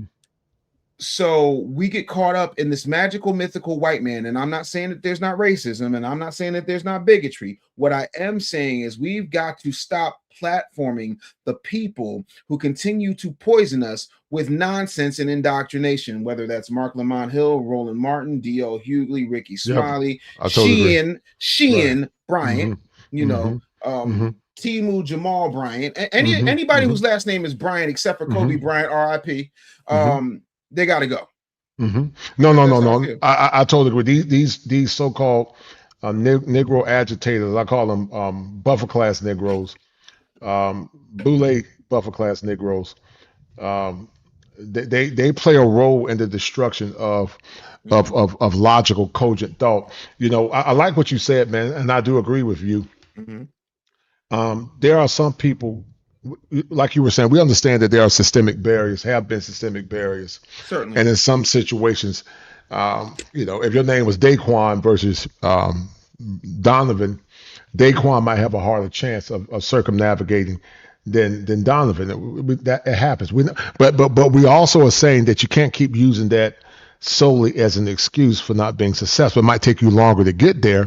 But imagine if Dave and Kosher practice group economics together. 100%. There ain't nothing stopping you from practicing group economics. People coming out of pre-antebellum slavery and post-antebellum slavery, they practice group economics here in North Carolina. Bull City, man, Durham was the epicenter of black folks putting in work. Here, North Carolina has produced some true business bullies. Wilmington, North Carolina. Wilmington, where my cousin from New York lives now. Wilmington and Durham. Shout out to the Port City. Yeah, they were epicenters of former slaves coming together, working together until, sadly, some white militias came and destroyed them. So look, in God's economy, God don't see race. God only see human beings, and there's no such thing as race. Race is a construct. So I don't get caught up in no. I mean, if you allow it to affect you, it will. But I try not to get caught up in that. I try to say, okay, what can I do? Even though there might be the barriers sometimes can be real or imagined, but I'm not going to let that stop me. Never in a million years, David, I think I would come from rural Eastern North Carolina and become the man that I am. Well, actually, I take that back. I'm a dreamer. I'm a go-getter. And I knew I was. Look, my logic was, Dave, I'm gonna shoot for the moon. I might land on the stars, but I'm still gonna shoot for the moon. Amen. And I did it. It was hard. It was a lot of hard work, a lot of setbacks, but I did it. I'm going to talk about, like I said, all skin folk and kin folk, and Incognegro, meaning you have to dumb yourself down in order to be supported. What were your struggles in Hollywood? You talked about being a producer of all these big megastars in the media, but what were some of your struggles? Because I'm sure you had to be Incognegro at times, dealing with certain factions. How did you navigate that, Dave, in your business, with your business acumen and dealing with some of these high performers in entertainment and also in media? Go ahead. I think it's a situation where people have to understand I was still a very, very young man. And what I understood at the time was that I could still do what I did, but I had to show people in order for them to leave me alone. Like, you can have a vision, but people don't necessarily get it. And as a result of that, it creates a certain level of conflict. And I was always of the mind that I'm right. I just have to prove it to you. The problem for me was, as an employee, I'm not a good employee. And the reason I'm not a good employee is because I can see how to do something, and most people are wrong in the way that they want to do it. So I'm going to do it my way. But see, when you don't own the ball, the stadium, the football field, or the hot dog vendors, you can't necessarily just do what you want to do. And I always found that to be a problem for me. So I had to navigate a lot of stuff. And then when it got to a point where people started to realize that I was dope, they started to find ways to manipulate and use me and milk me for my talents. And then, of course, there's something that I will say for entertainment purposes only, is what you would call the conversation. And the conversation goes like this: hey, we will give you this or that or that or this. And all you have to do is compromise this or that or that or this. And if you say no, then you can either wind up gone or made to look like you're not mentally there, or you can wind up in prison or in trouble or now canceled.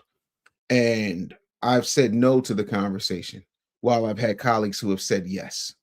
And because they have said yes to said conversation, they have deals worth hundreds of millions of dollars. Oh And wow. Oh wow. we'll leave it there. So I've had to navigate that. I've had to wind up being blackballed, homeless, beat down, beaten up, name dragged through the mud, Right, you right, know, right, lost to right. history.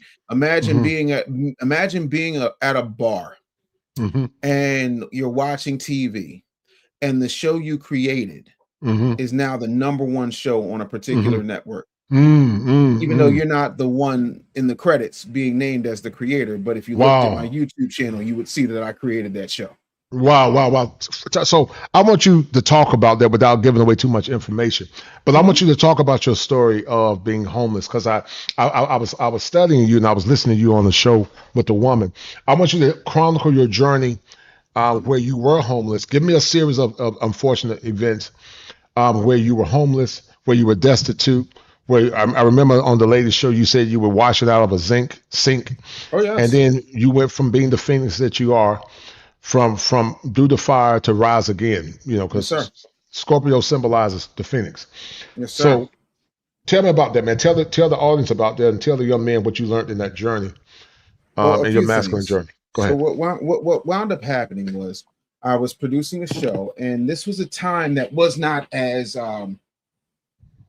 understanding to not only people's mental health and making sure that people took their medicine, and also a time where people weren't getting canceled for verbal abuse, physical threats, and ADHD, bipolar disorder that everyone knew about. But because this person's name was on the marquee, they just let them do whatever they wanted to do. If that had happened today, I'd be a billionaire because of what I went through. But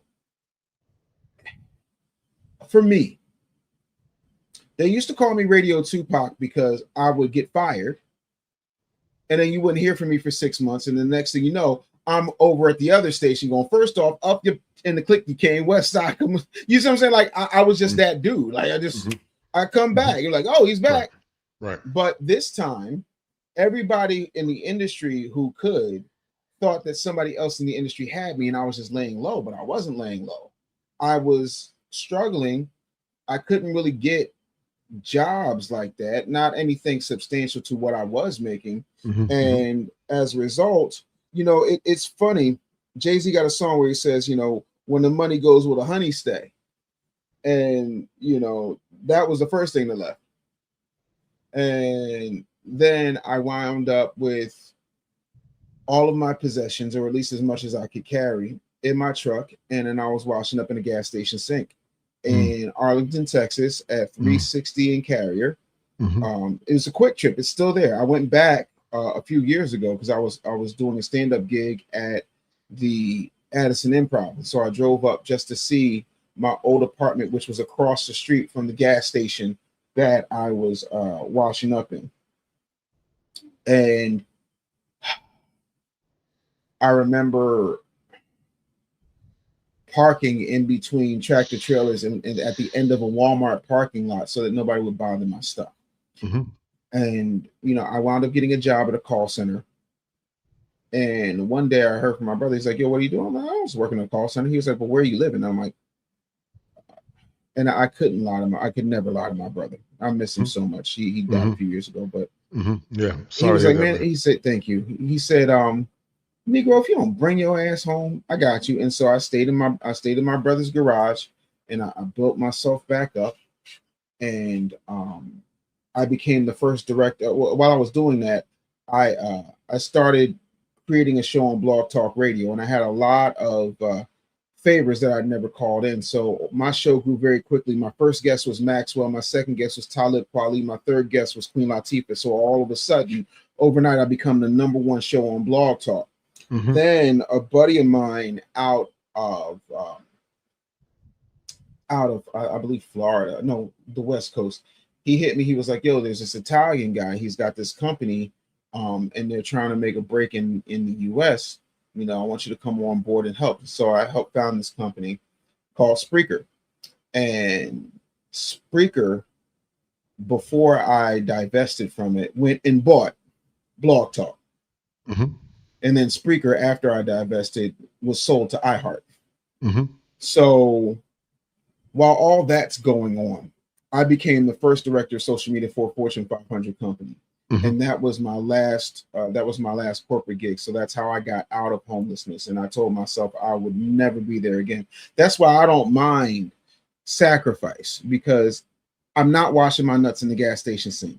If I gotta sacrifice cable or whatever the hell else it is, that don't really bother me, because I'm not washing my lower extremities in the gas station sink at 360 and Carrier.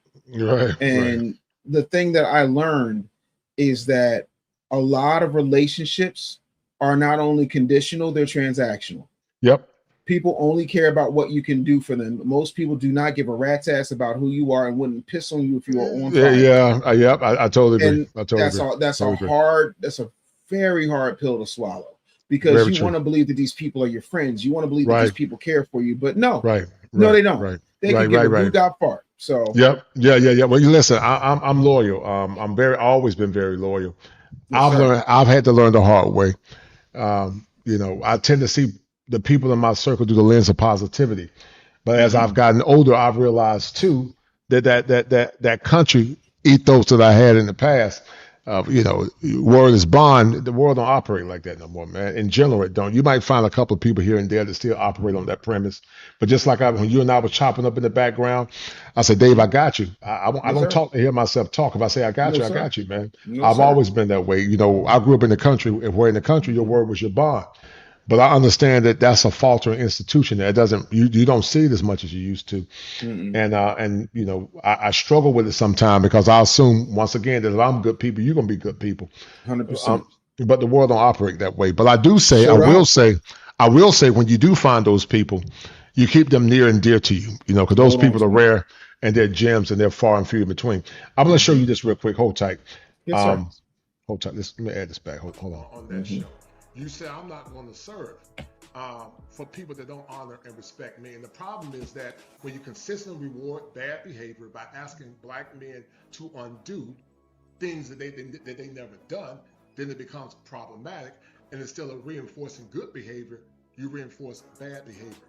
Part of a healthy relationship or a functioning relationship is a concept called synergy. You can't have soul fusion if you don't have synergy. But many times in the black community, black men are asked to do unhealthy undoing instead of doing healthy undoing. Healthy undoing is an ego defense mechanism that says that I did Dave wrong, so therefore I'm going to go to him as a man and apologize. I did Jeff wrong, I'm going to go to him as a man and apologize. But unhealthy undoing is a psychopathology where black men are told to undo something they never done. And that's dangerous because, see, I've always said, Jeff, and the panel, that we got a generation. Tonight we're asking a hard question. What if black excellence didn't vanish? What if the disciplined, faithful, accountable, community-minded people simply went underground because the culture started rewarding dysfunction more than virtue? That is the psychology of the Incognegro.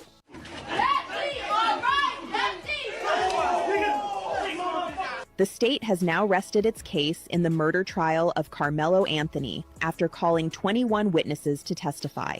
Anthony is charged with murder in the death of 17-year-old. So, David, this is that dichotomy where if David Anderson have a perspective outside of the broader Black America, David Anderson called names like the K word, KOON. You know, I never understood people that call themselves pro-black, but they use the nomenclature of white supremacy. If I don't agree with Dave, I'm gonna call him a KOON or NIGGA. And to me, that's not only transgenerational trauma, that's transgenerational dysfunction. What did you think about the Carmelo Anthony case? And this is your own subjective opinion. You got a Certainly. right to your own opinion. I got a right to Mhm. my opinion. But just looking at it through the lens of objectivity, Mhm. what did you think about the Carmelo Anthony situation? I don't know a lot about it, but what did you think about it? Go ahead. Well, a few things. Number one, an ounce of prevention is worth a pound of cure. Number two, I lived in Texas. I know when I'm outmatched, outgunned, and not necessarily wanted in a certain place. And while I don't care, I'm not also going to poke the bear.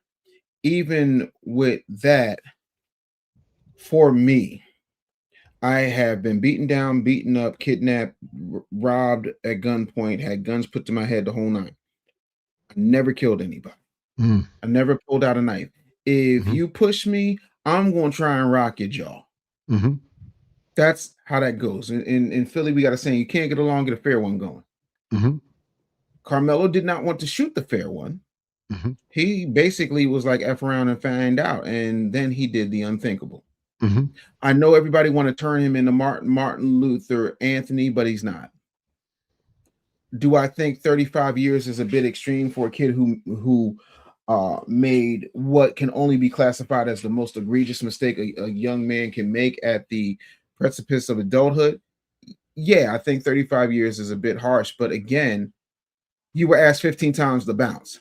Now, that does not mean that Austin Metcalf, his brother, or whoever hell else was around him, was right in what they were doing. Mm-hmm. However, nothing justifies taking another person's life.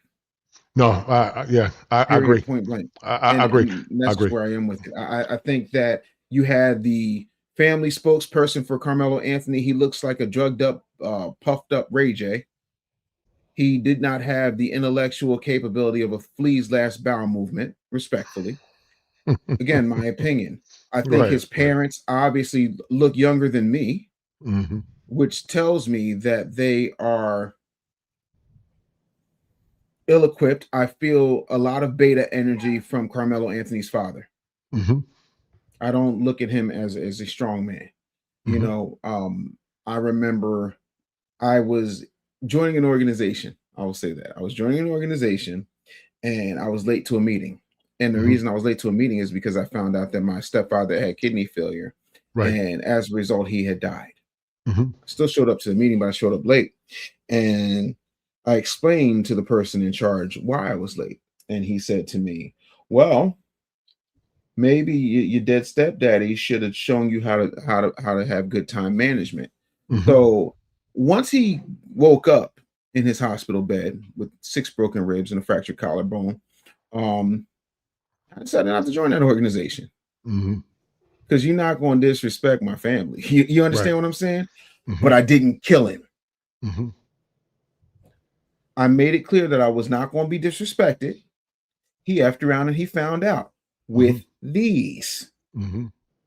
I don't like this culture. And then the other part of that was, and this is the thing that no one wants to talk about.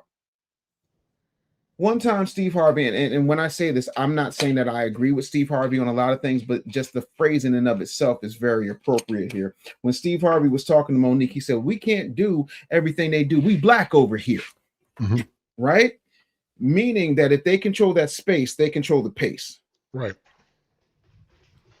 When you are in that type of a situation, you have to, like, again, ounce of prevention is worth a pound of cure. I'm going somewhere with this, Kosher. Bear with me. Mm-hmm. You can't find, and I have 4 firearms in this house.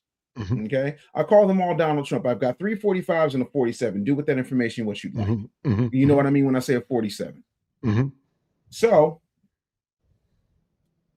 you've never seen me pose with a gun. Mm-hmm. In your research of me, did you see me pose with a gun anywhere? No, sir. And you never will. I'm the son, brother, nephew of cops. Only time you've ever seen me with a gun in a picture is when I'm standing next to my brother at his police academy graduation. Mm-hmm. Because what they do is they will take a saint and make him a sinner. Mm-hmm.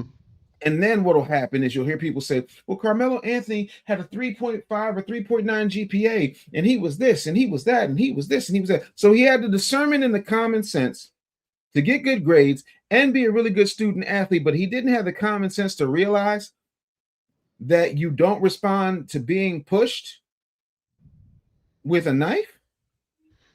I know people want to make him some type of magical martyr. He's not. Now, that doesn't mean I don't think he deserves empathy. He does. I ache for that young man. Right. But I also ache for that other young man's family. That's true. I agree. My wife is a twin. Right. There have been times when my sister-in-law in Jersey, she's 50 miles up the road, has had a headache, and my wife felt it. Yes, sir. And called my sister-in-law, be like, yo, you got a headache? Or my wife could be upset about something. And my sister-in-law will call, be like, yo, is something wrong with your wife? Mm-hmm. It's a different type of connection, and to have that connection severed, I know what I go through not having my brother here, and we're 7 years apart. I could not imagine being split from an embryo, being in the same womb, literally having the same DNA. My sister-in-law biologically is the mother of my children because she shares the same exact DNA with my wife, because technically they're two halves of the same whole. What Austin Metcalf's brother must be going through, I know what the father's going through, and I don't like that watermelon felon stuff. I ain't on that. This is not me Uncle Ruckusing or Stephen from Djangoing. This is me calling balls and strikes, because that young man did not have to die. And if both of them had done a few things different, both of them would still be here. So that's just what it is. Yeah. And you know, and that's what I mean by incognegro, meaning if you don't think like the mass conglomerate because you are of the same skin hue, then you're not black, or you know, you're a coon. Or I mean, I never understood people that talk about white supremacy, but they use the nomenclature of white supremacy, which is very derogatory, highly disrespectful, and it's not tied to. I don't think you will find black people of that generation. Well, let me take that back. The ones that were dysfunctional and had low self-esteem, yeah, they used it because there was a way for them to pacify themselves and make themselves feel good. But I never understood that. That's a very derogatory word, you know. But transgenerational trauma, say, use the nomenclature of dysfunctional language, because I don't think the Jews used the language of what the Nazis called them. I don't think Asians used the language of whatever racial groups called them. But somehow people use dysfunction as a term of endearment, which to me is foolish. It never made any sense to me. And that's why I say all skin folk ain't kinfolk, incognegro. Tell me a little bit more about the story. I don't know too much about this Carmelo kid. You said that, so I was under the guise that these guys were bullying him and he tried to protect himself. So you say he was asked to leave 16 times. Break that down for me, because I don't. 16 times. Again, I wasn't there, and there has not been any tape that's been made to the public. So keep what I'm saying with a grain of salt. I can only go by what I've read based on transcripts that the media has gotten. So you got to take this with a grain of salt. But what we all know for a fact is that he was under a tent at a sporting event. I think it was a track meet, if I'm not mistaken. And even some of the witnesses for Carmelo said he was the aggressor, right? And he didn't like the fact that he was being told that he needed to leave. Now, adults weren't telling him to leave. Austin Metcalf was telling him to leave, and he was told to leave 15 times. Like, at some point, you got to just go ahead and say, okay, this is the ego. I get it, but, you know, I'm not going through all this. And what winds up happening is he doesn't. Even there's been things saying that Austin Metcalf said, I ain't trying to fight you at no track meet, so on and so forth. At the end of the day, allegedly, Carmelo Anthony got pushed. When he got pushed, he said, touch me again, you know, and you're going to see what happened, or see what happens. And for whatever reason, he got pushed again, I think. And then the next thing you know, right to the heart. Oh, wow. See, I didn't. And so that's the thing. When you say, number one, it's against school policy to have a weapon. Number two, when you say, touch me again, and you reaching in your bag, that's premeditation. Number three, you jabbed him. Right. So you can't say self-defense. Let's play the devil's advocate, or Dave. Let's say if it was, and I, because you know, I was in law enforcement. My first degree was in law enforcement, and all crime is predicated on intent. My cousin was a captain up here with the Raleigh PD at one point. Yes, so sir. I come from a family of law enforcement, like your family as well. I could have been a cop, but I worked in corrections for about 9 years with juveniles and adults. But crime is always predicated on intent. So let's say hypothetically, if two black boys surrounded a young white guy, Mm-hmm. and the young black boy was stabbed in the heart, Mm-hmm. do you think the verdict would have been the same, or you think it would have been the same? What do you think? If two black boys or black boys are surrounding a white boy and the white boy stabbed one of them in the heart, Under the it's same still the scenario. same scenario. It's the same thing. Now, would the sentencing be different? Yes. Statistically, yes. The sentencing would be different because statistically, white people get less sentences. That's not racism. That's not bigotry. That's not victimhood. That's math. Mm-hmm. But it's still the same scenario, and I feel exactly the same way. I don't think any child who hasn't lived, if I've got shoes older than you in my closet, Mm-hmm. you haven't lived yet. Mm-hmm. But by that Mm-hmm. same token, also, if everything is reversed, then you have an all-black jury or a jury that is black and black adjacent. You see what I'm saying? So what do you think about the jury? Do you think it should have been more diverse?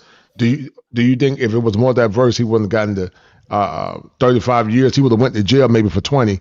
But do you think he would have still gotten 35? I think the judge does the sentencing. I think the jury just reads the verdict. Mm-hmm. I also think you have to understand that this is a very, very high profile case, and all of the poverty pimps and the race hustlers decided to, coagulate and form victim Voltron on this case. Yes, sir. I agree. And so I totally agree, brother. That Totally in and of agree. itself was wrong. The other part of that is Ben Crump. because I can't stand Ben Crump. We don't want to sit up there and and this new thing that these people do. Oh, an attorney Crump, attorney Blake, like just his name is Ben Crump. Nobody walks around calling people attorneys this and attorney that. Like it's very ghetto. Right. Again, not saying he didn't earn the title, but you don't have to do that. Like I've never heard anybody calling Johnny Cochran attorney Cochran. I just find it very arrogant. Mm-hmm. The thing that people need to understand is because he threatened to do it and then he did it, then you can't argue self-defense because there's a certain level of premeditation there. Right. Even if it's in the heat of the moment. Right. You can't argue self-defense if you're reaching in your bag and saying, touch me again, see what happens. Mm-hmm. So that's out the window. The best you can hope for is to put yourself at the mercy of the judicial system and say, listen, let's see if we can plead the man one. That's just what it is. But I can't see. I think 35 years wouldn't have happened if the white boy had killed the black boy. Just from statistics, they tend to get more time. That's for you, brother. Go ahead. All right, P5 Man Podcast. Thank you for the $10 super chat. It said Carmelo Anthony made choices where he forfeited his own future. He should have made a different choice. Lives have been ruined all the way around. It is so sad. We need to do better at raising up young people. And that's what I don't like about the beta male simp mangina apocalypse. Because when even Charleston White was like, yo, I talked to the dad, so on and so forth. The next day, Charleston White was like, yo, he's soft. I can't deal with it. You on your own. Go get Ben Crump or somebody like that. I can't deal with you. You gotta go. And that's the thing, because my whole thing is if somebody did that to one of my girls, I'm promised I got a different level of energy. And I know lived a pretty clean life. And if somebody did that to one of my girls, I'm going in like Shawshank. Yeah, I know. Like old boy who waited at the airport. You know what I'm talking about? Right. And same energy. Yeah. Well, yeah, we know. Yeah, I believe you. I believe you'll take somebody out. Hold tight, Dave. Austin Metcalf, who was fatally stabbed during a high school track meet on April 2nd, 2025 at Kuykendall Stadium in Frisco, Texas. Austin was a student at Memorial High School, while Anthony attended Centennial High School. According to prosecutors, the evidence presented during the state's case supports a charge of murder rather than self-defense. The state argues that the confrontation began during a weather delay when student athletes gathered under team tents. Prosecutors say Anthony was sitting under the Memorial High School tent despite not being a Memorial student. Multiple witnesses testified that several memorial students asked Anthony to leave the area. According to the state's theory, tensions escalated after Austin Metcalf also told Anthony to move. Prosecutors claim the encounter quickly turned violent and resulted in Austin being stabbed. What happened to me and just shutting the fuck up and going to work? Every time. It's a podcast. It's a meme. It's a stream. Take y'all ass to work. Shut the fuck up. Y'all talk too damn much about nothing. About how y'all ain't giving the women no motherfucking money. We don't want to hear it, okay? We don't want to hear it. Okay, you broke. We got it. Like, please. I'm tired of the think pieces. I'm tired of it. Damn, just be quiet. Now, from racialized idolatry to defective women being disrespectful to black men like this woman, this heifer. Mm-hmm.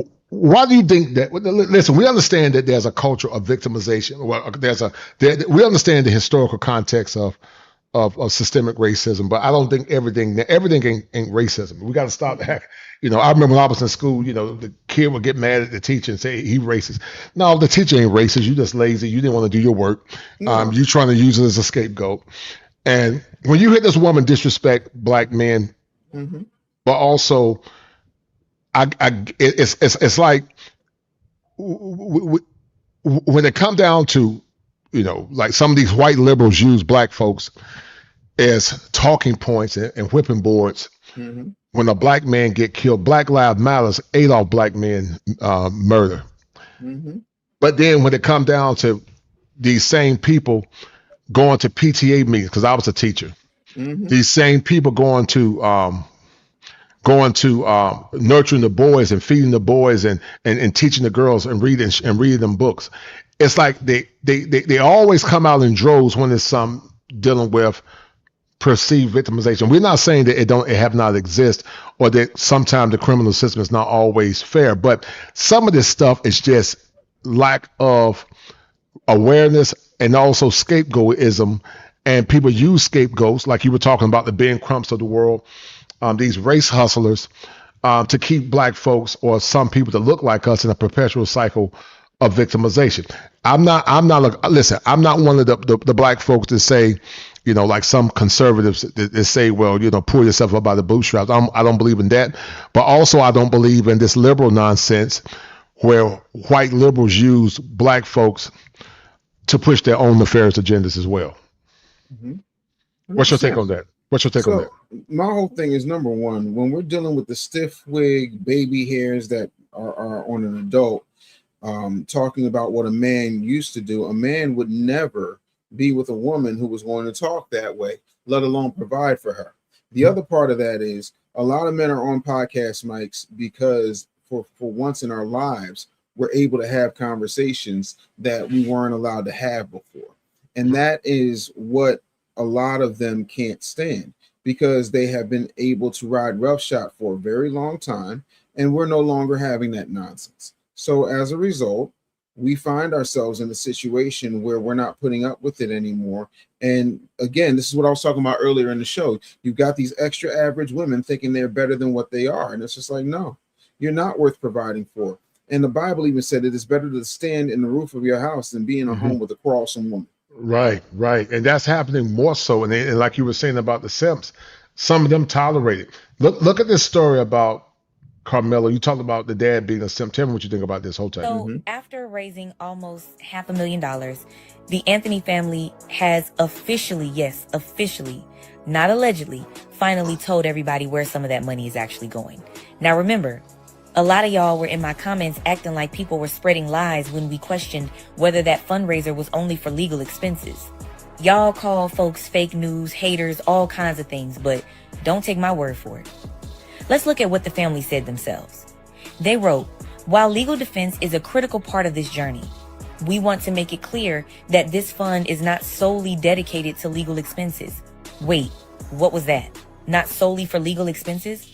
Then they go on to say the money will cover a range of urgent and necessary needs, including but not limited to, and that's the important part, not limited to, the safe relocation of the Anthony family. Translation, a new place to live. They also mentioned basic living expenses like groceries, bills, and other day-to-day costs because of the situation surrounding the case. Now look, if that's where the money is going, that's their statement, not mine. But I do find it interesting that people spent months insisting the fundraiser was only about legal defense, and now we're hearing something very different directly from the family themselves. So what do y'all think? If people donate to a legal defense fundraiser, should that money also be allowed to cover relocation, living expenses, and transportation? Or should every dollar stay strictly tied to legal costs? The two students who got into a fight at the... What do you think about that, brother? Go ahead.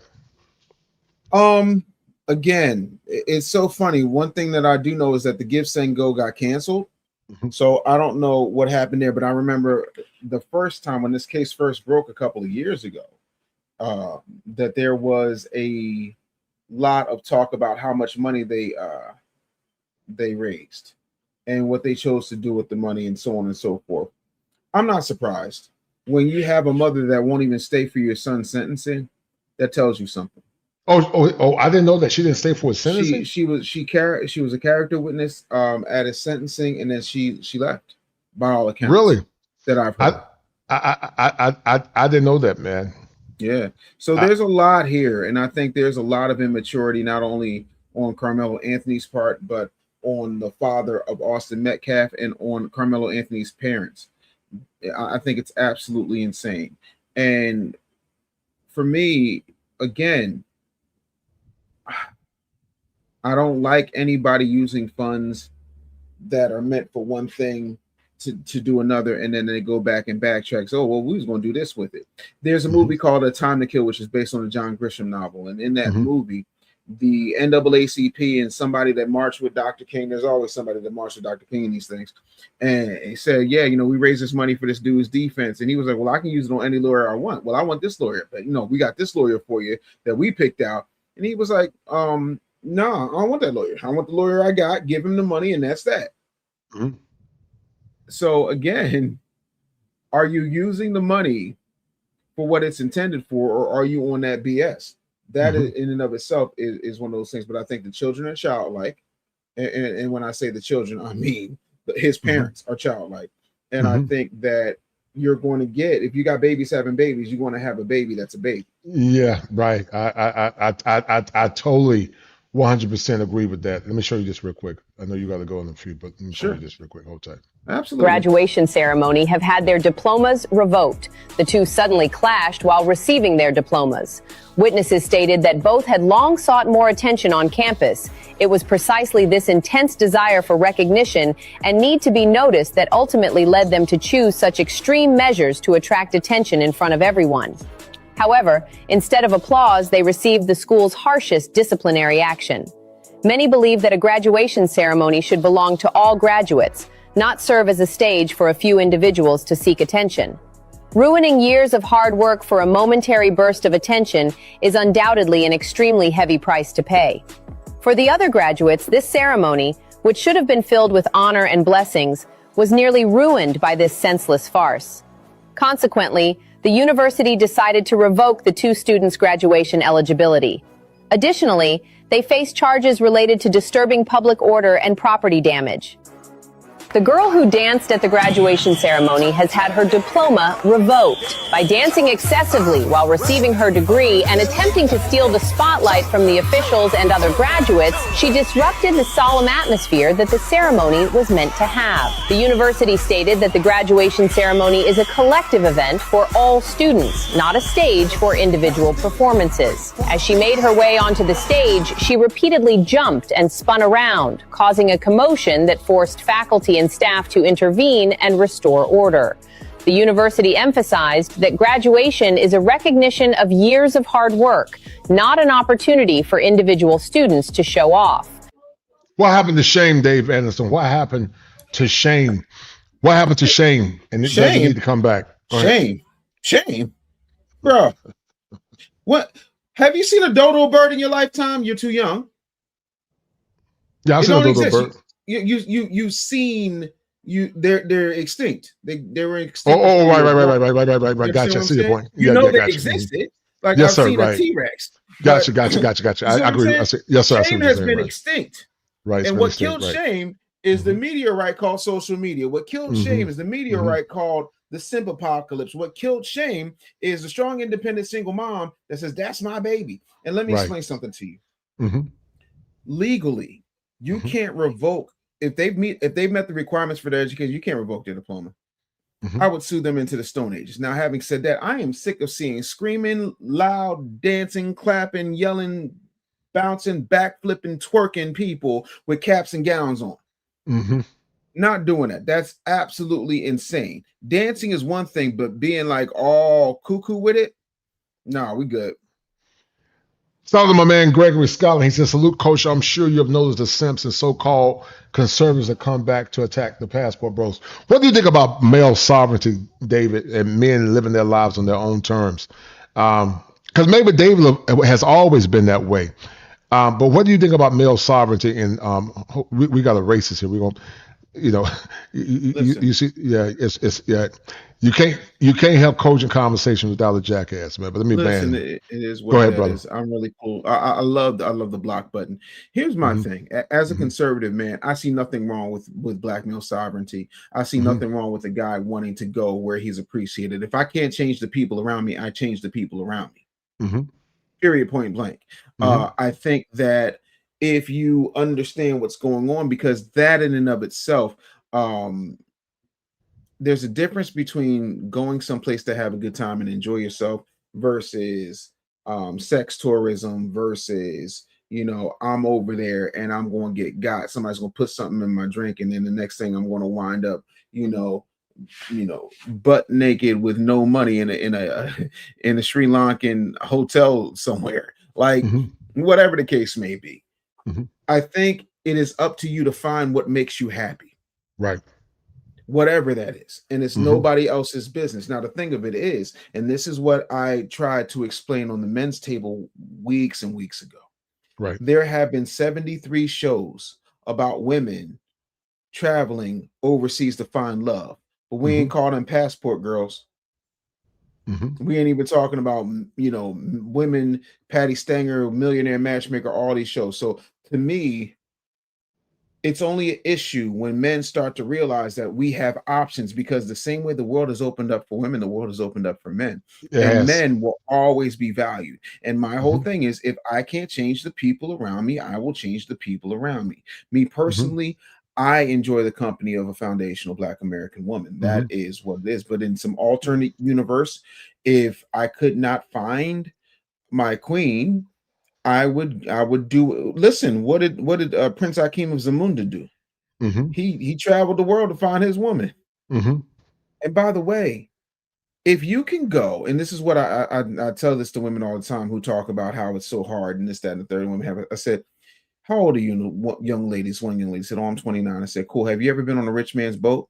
Yeah. I said, do you own a boat yourself? No. Exactly. Right. Right. Right. And men historically have lived their lives on their own terms. I mean, during the war times, it was not, it wasn't uncommon, even though there was some levels of racism for Black men to get with German women or to get with Japanese women. And listen, I get it. If a man want to be with a Black woman, that's fine. I don't knock that. But I'm not going to limit myself to a person just because of skin color. I refuse to do that.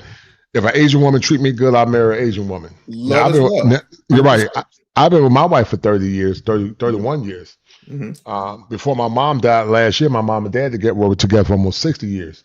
But in this current world we live in now, if I was a single man again, if an Asian or Afro Latino or whatever treated me well as a Black man or white woman, Italian, I show them love. I'm not going to limit myself because of no skin color. Because my whole premise is this, David. Where was the so-called Black community when Dave Anderson was on his Essential? Where was the Black community when Dave Anderson was taking baths out of a sink at a gas station? Where were they at? Where was the nowhere to be found. Where was did your community celebrate you when you graduated from Temple and after you got your master's degree? They didn't celebrate me. If anything, they were jealous and they didn't say anything. They didn't say anything. They saw the excellence. So if a white man show me love, I'm gonna show the white man love. I'm not gonna limit nobody just because of no skin color. I don't. I look at people case by case because some of my greater detractors, they always want to talk black unity. They never support me. They've never supported me in the first place, and they haven't supported me even up to this point. But you keep talking about pro-blackness when it's convenient, but you don't even support me when things are not going bad. So I don't get and that's caught in why that. I'm always Right. consistent in my support of my people. Mhm. And I'm not talking about supporting black business. I'm talking about making sure that they know that I'm there, that I can help, that I'm offering my services, those types of things. I'm very consistent in making sure. I think the most revolutionary act we can do is have a black family. Now, having said that, I will say this: had I not found my queen, bruh, You would have been a passport, bro. yeah, I don't know if I would have been a passport, bro, but I Right. damn sure. Like my father taught me very early on: go out, see the world. Mm-hmm. I saw the world. Mm-hmm. You know what I'm saying? But for me, and this is my thing, right? I don't, and again, I don't knock anybody for whatever they choose. I got plenty of people in my family, even my own brother, did not marry a black woman. Right. But I will say this. I love the comfort of having a cultural frame of reference. Right. That I don't have to explain why I am the way I am, how I feel the way I feel. And yes, that is the $1 million title in the background. That's Ted DiBiase's $1 million title. Yes, it is authentic. Because he's also a person that, again, to your point, when it comes to white people show you love, this, that, and the third, that man is one of the biggest advocates for stopping recidivism in prisons, especially when it comes to black people. Right. So a lot of people don't know that man, like I've gone into prisons and he has really supported me speaking to these brothers out here who don't want or don't know how to navigate a system outside of the criminal element. And I tell anybody, the prison system is criminal college. So yeah, you know, I believe in love. I believe in us. And I think one of the things that strengthens us and what strengthened us up until 1965 and what continues to create a certain level of growth in us is the perpetuation, the growth, and the cultivation of a black family. Say what you want, but who's the greatest entertainer who's ever walked the face of the earth? Oh yes, Michael Jackson. You know where Michael Jackson came from? Right. A strong patriarchal family union. Say what you want about Joe. Oh, Joe was beating the kids. I want to be beat like that. Yeah, I agree. Where their least performing child outsold you. Serena and Venus Williams too, even though they don't venerate their father like they should, in my opinion. No, but guess what? Champions. Never before, never again. Like when people talk tennis, they talk Williams sisters and then McEnroe. I agree. I agree. I think right. Go ahead. Ain't nobody talking about Marina Navratilova. Right. Ain't nobody. No. What is we talking about? Greatness. Greatness comes from discipline. The word discipline has a root word in it. Disciple. Yeah, disciple. Yep. I'm glad you said that. You know what? You listen, Dave. You and I think on the same wavelength, like brother Paul Elam. But let me show you something, because you must be thinking like me, because I created something for this show, and let me see if I can find it. And this was my premise. Where is it at? Because I said something about discipline. I created a banner. As soon as I find it, I want to show it to you. You good? But let me read this super chat by my man Gregory Scotland. He said the American black family really started on this vanishing road around the time the book came out called Dark Ghetto. What do you know about that, Dave? This is the first time hearing the Dark Ghetto. Well, what would you say about the sentiment in general? I think what winds up happening is, here's the thing. Once you realize that all you have to do to get rid of your enemy is destroy them in the media,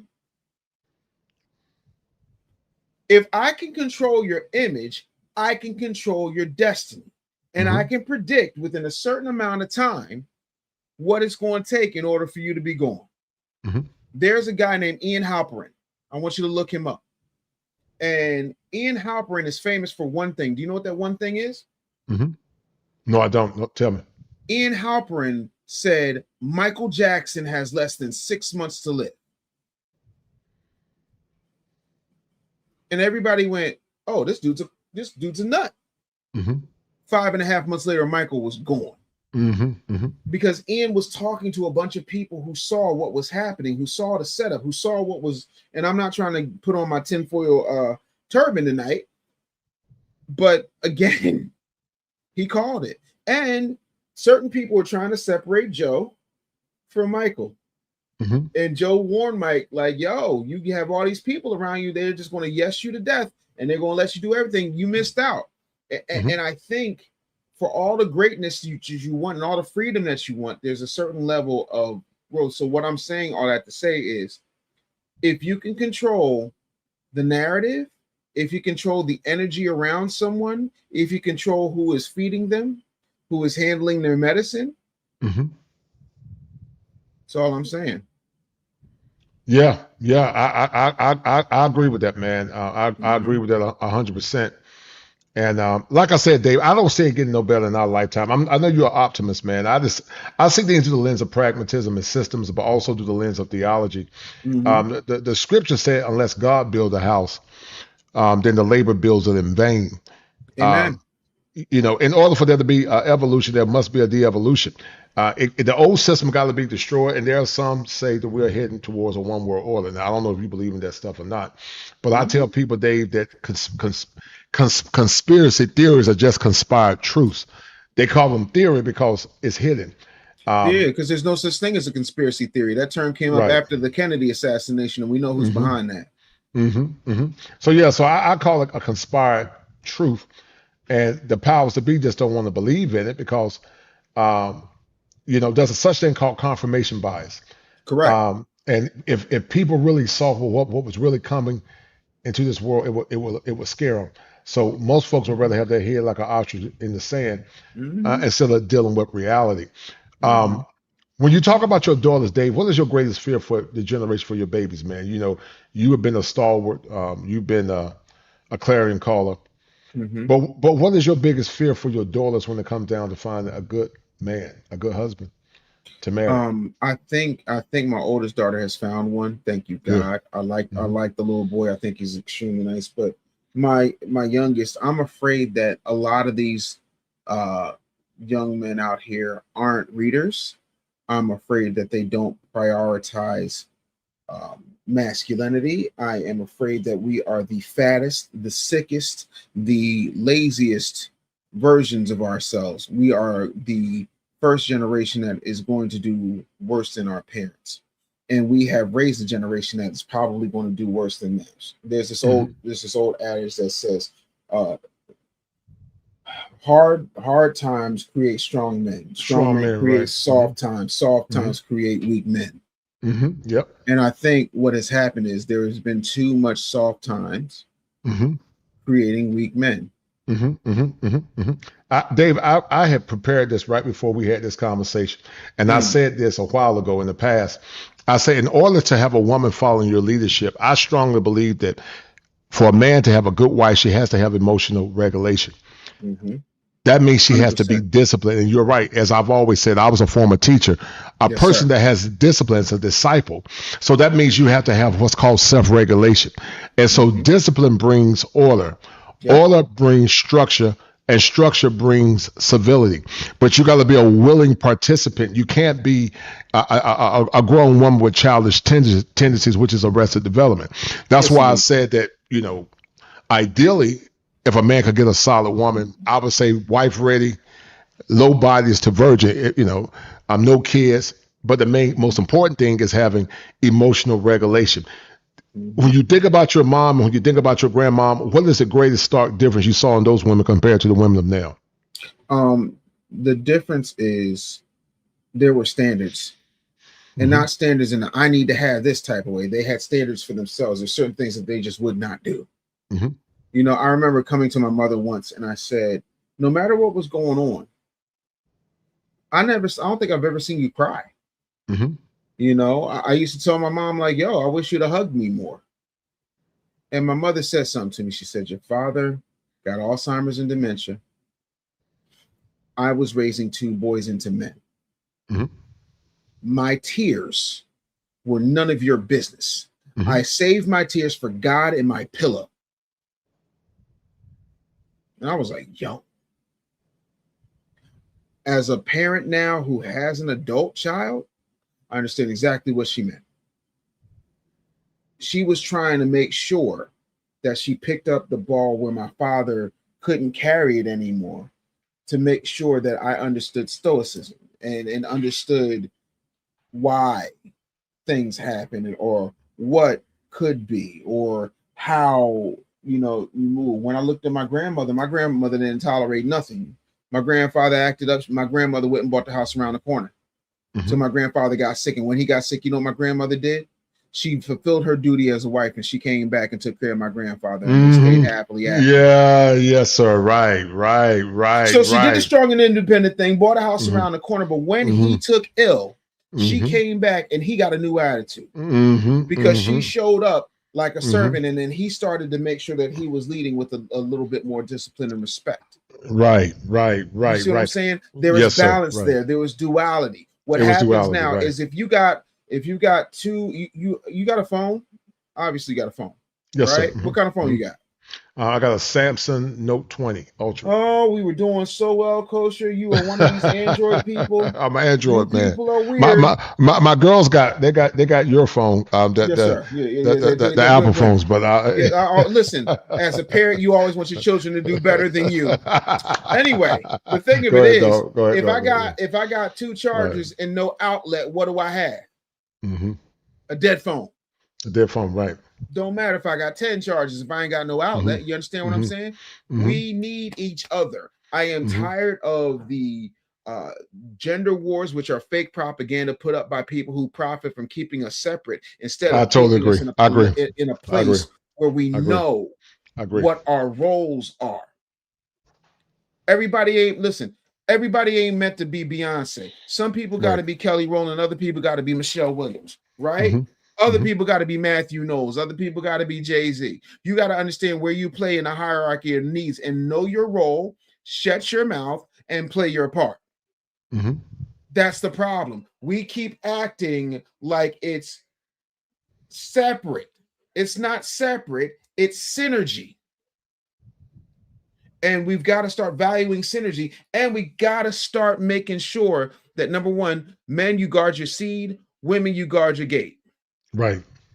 Until you find somebody worthy. I don't give a damn how fine she is. I don't care how strong he is, or Pookie did this. I heard Pookie put it down. Yeah, Pookie put it down. All right. We got to start realizing that the only way we succeed is together. I totally agree, man. But listen, it's going to take I think it's going to take a whole apocalypse for that to happen. The whole apocalypse is upon us. It's upon us, brother. Brittany said, hi, I just scrolled in. She said, tell me what you think about what she said, Dave. I'll let you read that, brother. Go ahead. Yeah, poll question. I think the media ended the good look of the black family. I was born in 90. Oh my God, I got shoes older than you. We had the Cosbys, Family Matters, Fresh Prince, etc. All functional, loving family. Yeah, because again, the image of the media was different. Look at what happened. And this is a statistical fact. And you can say whatever you want to say about Dr. Cosby, but you will not disparage him in my presence. Dr. Cosby, as a result of the Cosby Show and A Different World, had black folks enrolling in college at record numbers, HBCU specifically in record rates. Yes. Right? Black people ain't know nothing about Calabasas or Bel Air or none of that until Will Smith said, now this is a story. You understand what I'm saying? Yes, sir. Right. There are more people who became scientists because of LeVar Burton on Star Trek and Steve Urkel on Family Matters. Yes, sir. Right. From 1990 on. I agree. That's how powerful the media is. That's how powerful. That's how powerful that messaging is. It's funny you said that, Dave, because my wife went to Shaw. And Bill Cosby used to rock Shaw University, man. He used to rock it. And the thing that, I've always been very ambitious, but the thing that really motivated me was looking at Jet Magazine, where I saw Beauty of the Week, huh? Right, but not just forgive me, Lord, if I'm sin, but there were times where they had the educated section, and they might say, "Well, Dave Anderson going to Temple University." And I said, "Man, I want to be like Dave." So when I saw, I've always been very ambitious. I was a class president. Same, I was a class president. Yeah, I was class. Well, I take that back. I was my junior year. I was the class president. I was going to win it my senior year until I slipped up and cursed, and they revoked it. Man, I was so hurt and angry, man. But they took they took it from me. But when you would see the educated section in Ebony, it might say Dave Anderson, went to Temple and got his master's from I don't know what school. That motivated me, and that was part of Black excellence, where people wanted to do good, have strong families and whatnot. But it seemed like around the 90s with gangster rap, I remember you were talking about like Clive Davis, and you were talking about Clive Davis and a lot of them. They began to perpetuate the deterioration that we see now. When you and I were teenagers, like I call you baby X because you 48. I'm true X, which is 55. And I was more around your brother's age. Yes, sir. But I remember a time when music was music. There were simps back in the 90s too, man. They don't get me wrong. There was simps in Gen X. But I would argue that the women was a different quality of women. But the media and this false personification of worth have made, as we were talking about earlier in the show, average women think that they are better than what they really are. Certainly. I think at this point we've got to understand that we had a balance that just does not exist anymore. Because once they realize that you can control an entire nation with music, you listen to the Fight the Power, and all of a sudden, it's crazy. Folks out here rioting. No. We're not doing that no more. We're getting that up out of here. So now if you notice, there's a bunch of ratchet rap. There's no balance anymore. Right. And that's by design. And I tell people all the time, because this is what they do. The media will say, well, the rappers are doing all that's why you have so much black on black crime. First of all, crime because of proximity is crime because of proximity. In your lifetime, you have never heard about the crime in France and heard of the franc on franc crime. You ain't never heard of Jap on Jap crime. You ain't never heard of white on white crime. So now all of a sudden, black on black crime. Crime is crime. And crime happens where you are, where resources I've always aren't. said that. I've always said that. I'm believing black on black crime. And I'm gonna prove your point in a minute. Somebody said, Fit Tampa said, "Kosher, what's your lineage? Is it from America or another country?" Well, I don't know what that means, but I'm American, but my roots do go back to Nigeria. Mostly Nigerian, based on bloodline. They're from Nigeria. 23 and me, or are you talking like your grandfather? Well, according to ancestry, that's what they say. That means you're foundational, bro. Go on. Yeah, right. But everybody traces back to Nigeria, and them right. So my point, because like somebody said, well, rap does to perpetuate the gang culture, though. It makes it cool and kids are impressionable. Here's what you don't understand. Shout out to Teddy Marcel, said I gave Kosher a follow. Enjoyed listening on my way home. Thanks so much for checking in. Yeah, I think a YouTube member. But yes, sir. Here's the thing that I need people to understand. While you're looking at the rappers get signed. The people who are doing the signing do not look like us, and won't let their kids listen to the very music that they sign these artists to make. That's all I'm saying. Young Thug isn't showing up at Leo Corn's 16-year-old's birthday party. That's what I'm talking about. So if these people, if the Leo Cohens, the Scooter Browns, the Clive Davises, the Jimmy Iovines are all making money off of your death and dismemberment and psychological destruction, what incentive do they have to stop it? Yeah, right. I agree with that. And I think your sentiment, let me show you something, because I agree with your sentiment. Let me show you something real quick. So when you think about ancient African tribes, you're right. It wasn't called black people of African descent that are complicit in their own demise. It's called ethnic conflict. All people of different hues have ethnic conflict, and I'm going to prove it. It goes back to what I was talking about earlier.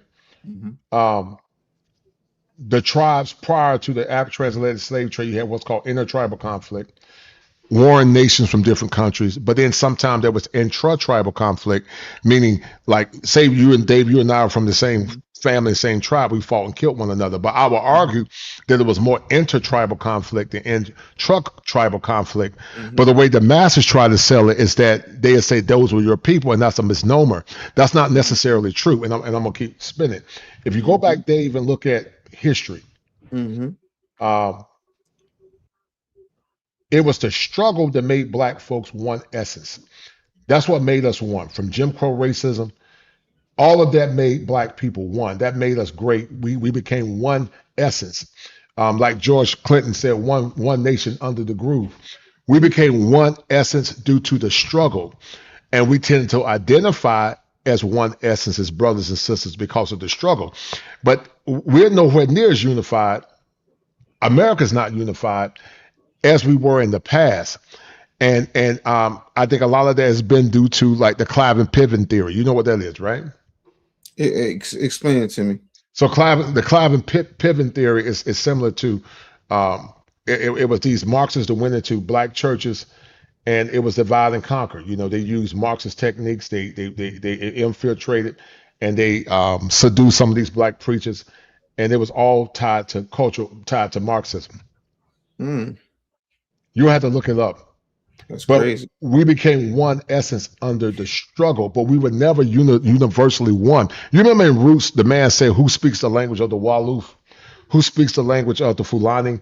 When they were all on the slave ship, they were never one. We were never one in Africa. We were from different countries and different 100%. tribes in Africa, but people assume just because your skin color is black, or some people are saying your people sold you into slavery. Well, let's look at the facts then, because if that's the case, then David,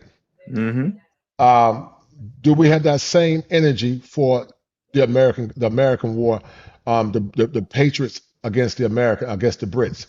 That was white on white crime. Last I checked. Am I right or wrong? You are absolutely right. 100%. That was intra. I would call it intra-tribal conflict. It was intra-tribal conflict that metastasized.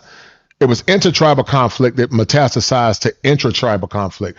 But some, not all, but some whites and some black conservatives would say your own people, but that's a misnomer, because you fight the people within your own ethnic circle. That's just been that's just been normal for whatever. But for some reason, people never saw black folks in America as coming from different tribes. They saw us as like nameless black people with no identity, and that's why things get lost in translation. If you look at all the American wars, Dave, World War I from 1914 to 1918, that was white on white violence. Am I right or wrong? You are 100% right. World War II was white on white violence. The European wars was white on white violence. But nobody don't talk about that. but when black folks kill each other, they say, well, your own people kill each other. But you won't say that when that was going on back in all the wars that was happening in the Americas. You know, when you look at the Indian Wars, Dave, Native American Indians were complicit in tribal warfare against one another. 100%. Some Indians actually helped white cavalrymen capture and kill other Native Americans. But why is it only applicable when it comes down to black people? Because we are what sells newspapers. We are what sells the 10 o'clock news. We are the ultimate thing that people fear. They fear our prowess. They fear the image that has been created. So yeah, no, I'm 100% not surprised by this. Right. Well, listen, before you go, man, what'd you get out of the conversation, man? This has been a good one. I really appreciate your time. Yeah, man. You know, I laugh at you because you know, I was a special ed teacher, so I know what dyscalculia is, dyslexia, and also ADHD. They tend to parallel together. We call it comorbidity. But where did you get out of the conversation, man? What was so good about the conversation? What did you get from it, brother? Go ahead. I enjoy talking to people who love having honest conversation. You know, and for me, I love being able to talk about certain topics that a lot of people are afraid of. And I think having strong masculine men conversations in this type of format gives people an opportunity to see where we're coming from in a place that's not confrontational. We don't agree on absolutely everything. Right. Shit. I think that's weird.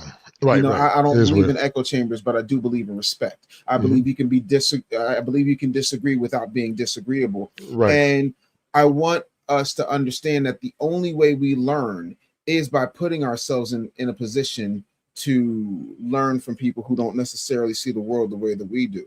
And I think we got to keep having these honest, open conversations. What's been your greatest putback, Dave, before I let you go?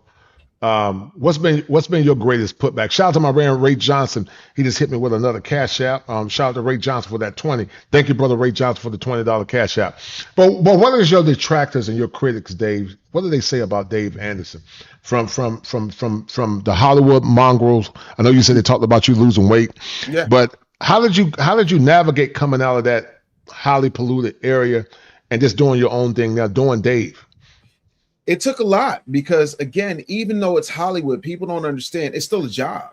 You're still applying, you're still auditioning, you're still sending out tapes, you're still going through the things. You got to go to the networking events. It's still the same type of thing. And so I had to train myself to realize that I don't need anybody else's permission to be great. I was born great. I'm going to die great. Even if it didn't burn up in the fire, but if you were to call my mother right now and ask her how I was born, she would tell you that I came out into the world with my eyes open and my arms stretched as if to say, ta-da, I'm here. Congratulations, world, you're welcome. So what I was born with can't be replaced.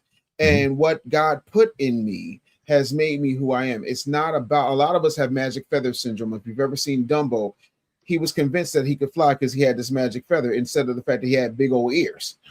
You understand what I'm saying? So once you understand that there is no magic feather and you can fly without it, you can fly without that Hollywood machine. You can make money without that Hollywood machine. You can live a great life. You can put up 22 books, you know, back to back to back. You ain't got that many time for that. Just 23 books. So for me, I'm at a point in my life where I'm too busy working on what I want to do next, whatever that thing is, whatever God puts in me, to worry about what somebody has to say about me.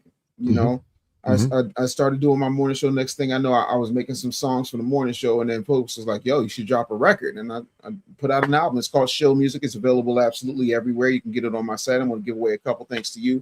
And, you know, I don't believe in limitations. The only limitation we have is the image we see of ourselves. I agree. And so for me, I'm always thankful for people to allow me to have have the platform to come and speak. And I'm honored that you let me make this happen, man. It's a real treasure for me, man. So I'm grateful. I appreciate, man. You being a man of your caliber, man. That means the world to me as well. You know, and the thing I loved about you, man, you were consistent. The communication was good. Yes, sir. And you were very punctual, man. And because of that, I appreciate it, man. But listen, man, we will do this again at some point, maybe on your show, or you'll come back on mine, and we're playing a show. But I really appreciate you tapping in. I know you want to get with your family, man. But thank you, brother. Indeed. You take care of yourself, for man. having me. You too, God man. bless, Thank man. you so All much. right. Yes, sir. Appreciate Be good, Dave. Yes, sir. All right. Be good. All right. All right, guys. That's my man, Dave Anderson. Shout out to everyone that's donated. Shout out to my man, St. John James Palmer, my man, Ray Johnson, as they are the #1 sponsors of the stream. So, guys, we're going to end this show. Thank you guys for tuning in. And we're going to end this show now. And you guys, y'all have a good night. I don't know who's winning the game, guys. I don't know who's winning the game, but anyway, we're going to be signing out. Thank you for everybody, Dave's people as well, that tuned in. And guys, we're going to end this show. And I will be seeing you guys soon. I'm about to go look at this game if it's still on. So I really appreciate it, guys. Thank you guys once again for tuning in. Fire for your mind. The Kosher Clinician. If it ain't 7, it ain't kosher. Heaven and hell, that's what they told you. Real men put the strap down and we can toss them. Young heads picking back up and young dolphins. This is our culture. Now we talking kosher. Clinician, masculinity issues, absent fathers who miss you, mama drama don't kiss you, all a part of the ritual, this is how they get you, separate the men, women clipping babies pretend to, damn, lovers, haters acting like vultures, if it ain't 7, it ain't kosher, if it ain't kosher, ain't right, gotta divorce us, if it ain't 7, it ain't kosher, if it ain't kosher, ain't right, gotta divorce us, if it ain't 7, it ain't kosher, if it ain't kosher, ain't right, gotta divorce us. This is kosher condition. 7 wonders, the whole world gotta listen. This is kosher condition. 7 wonders, the whole world gotta listen. This is kosher condition. 7 wonders, the whole world gotta listen. This is kosher condition. 7 wonders, the whole world gotta listen. Listen.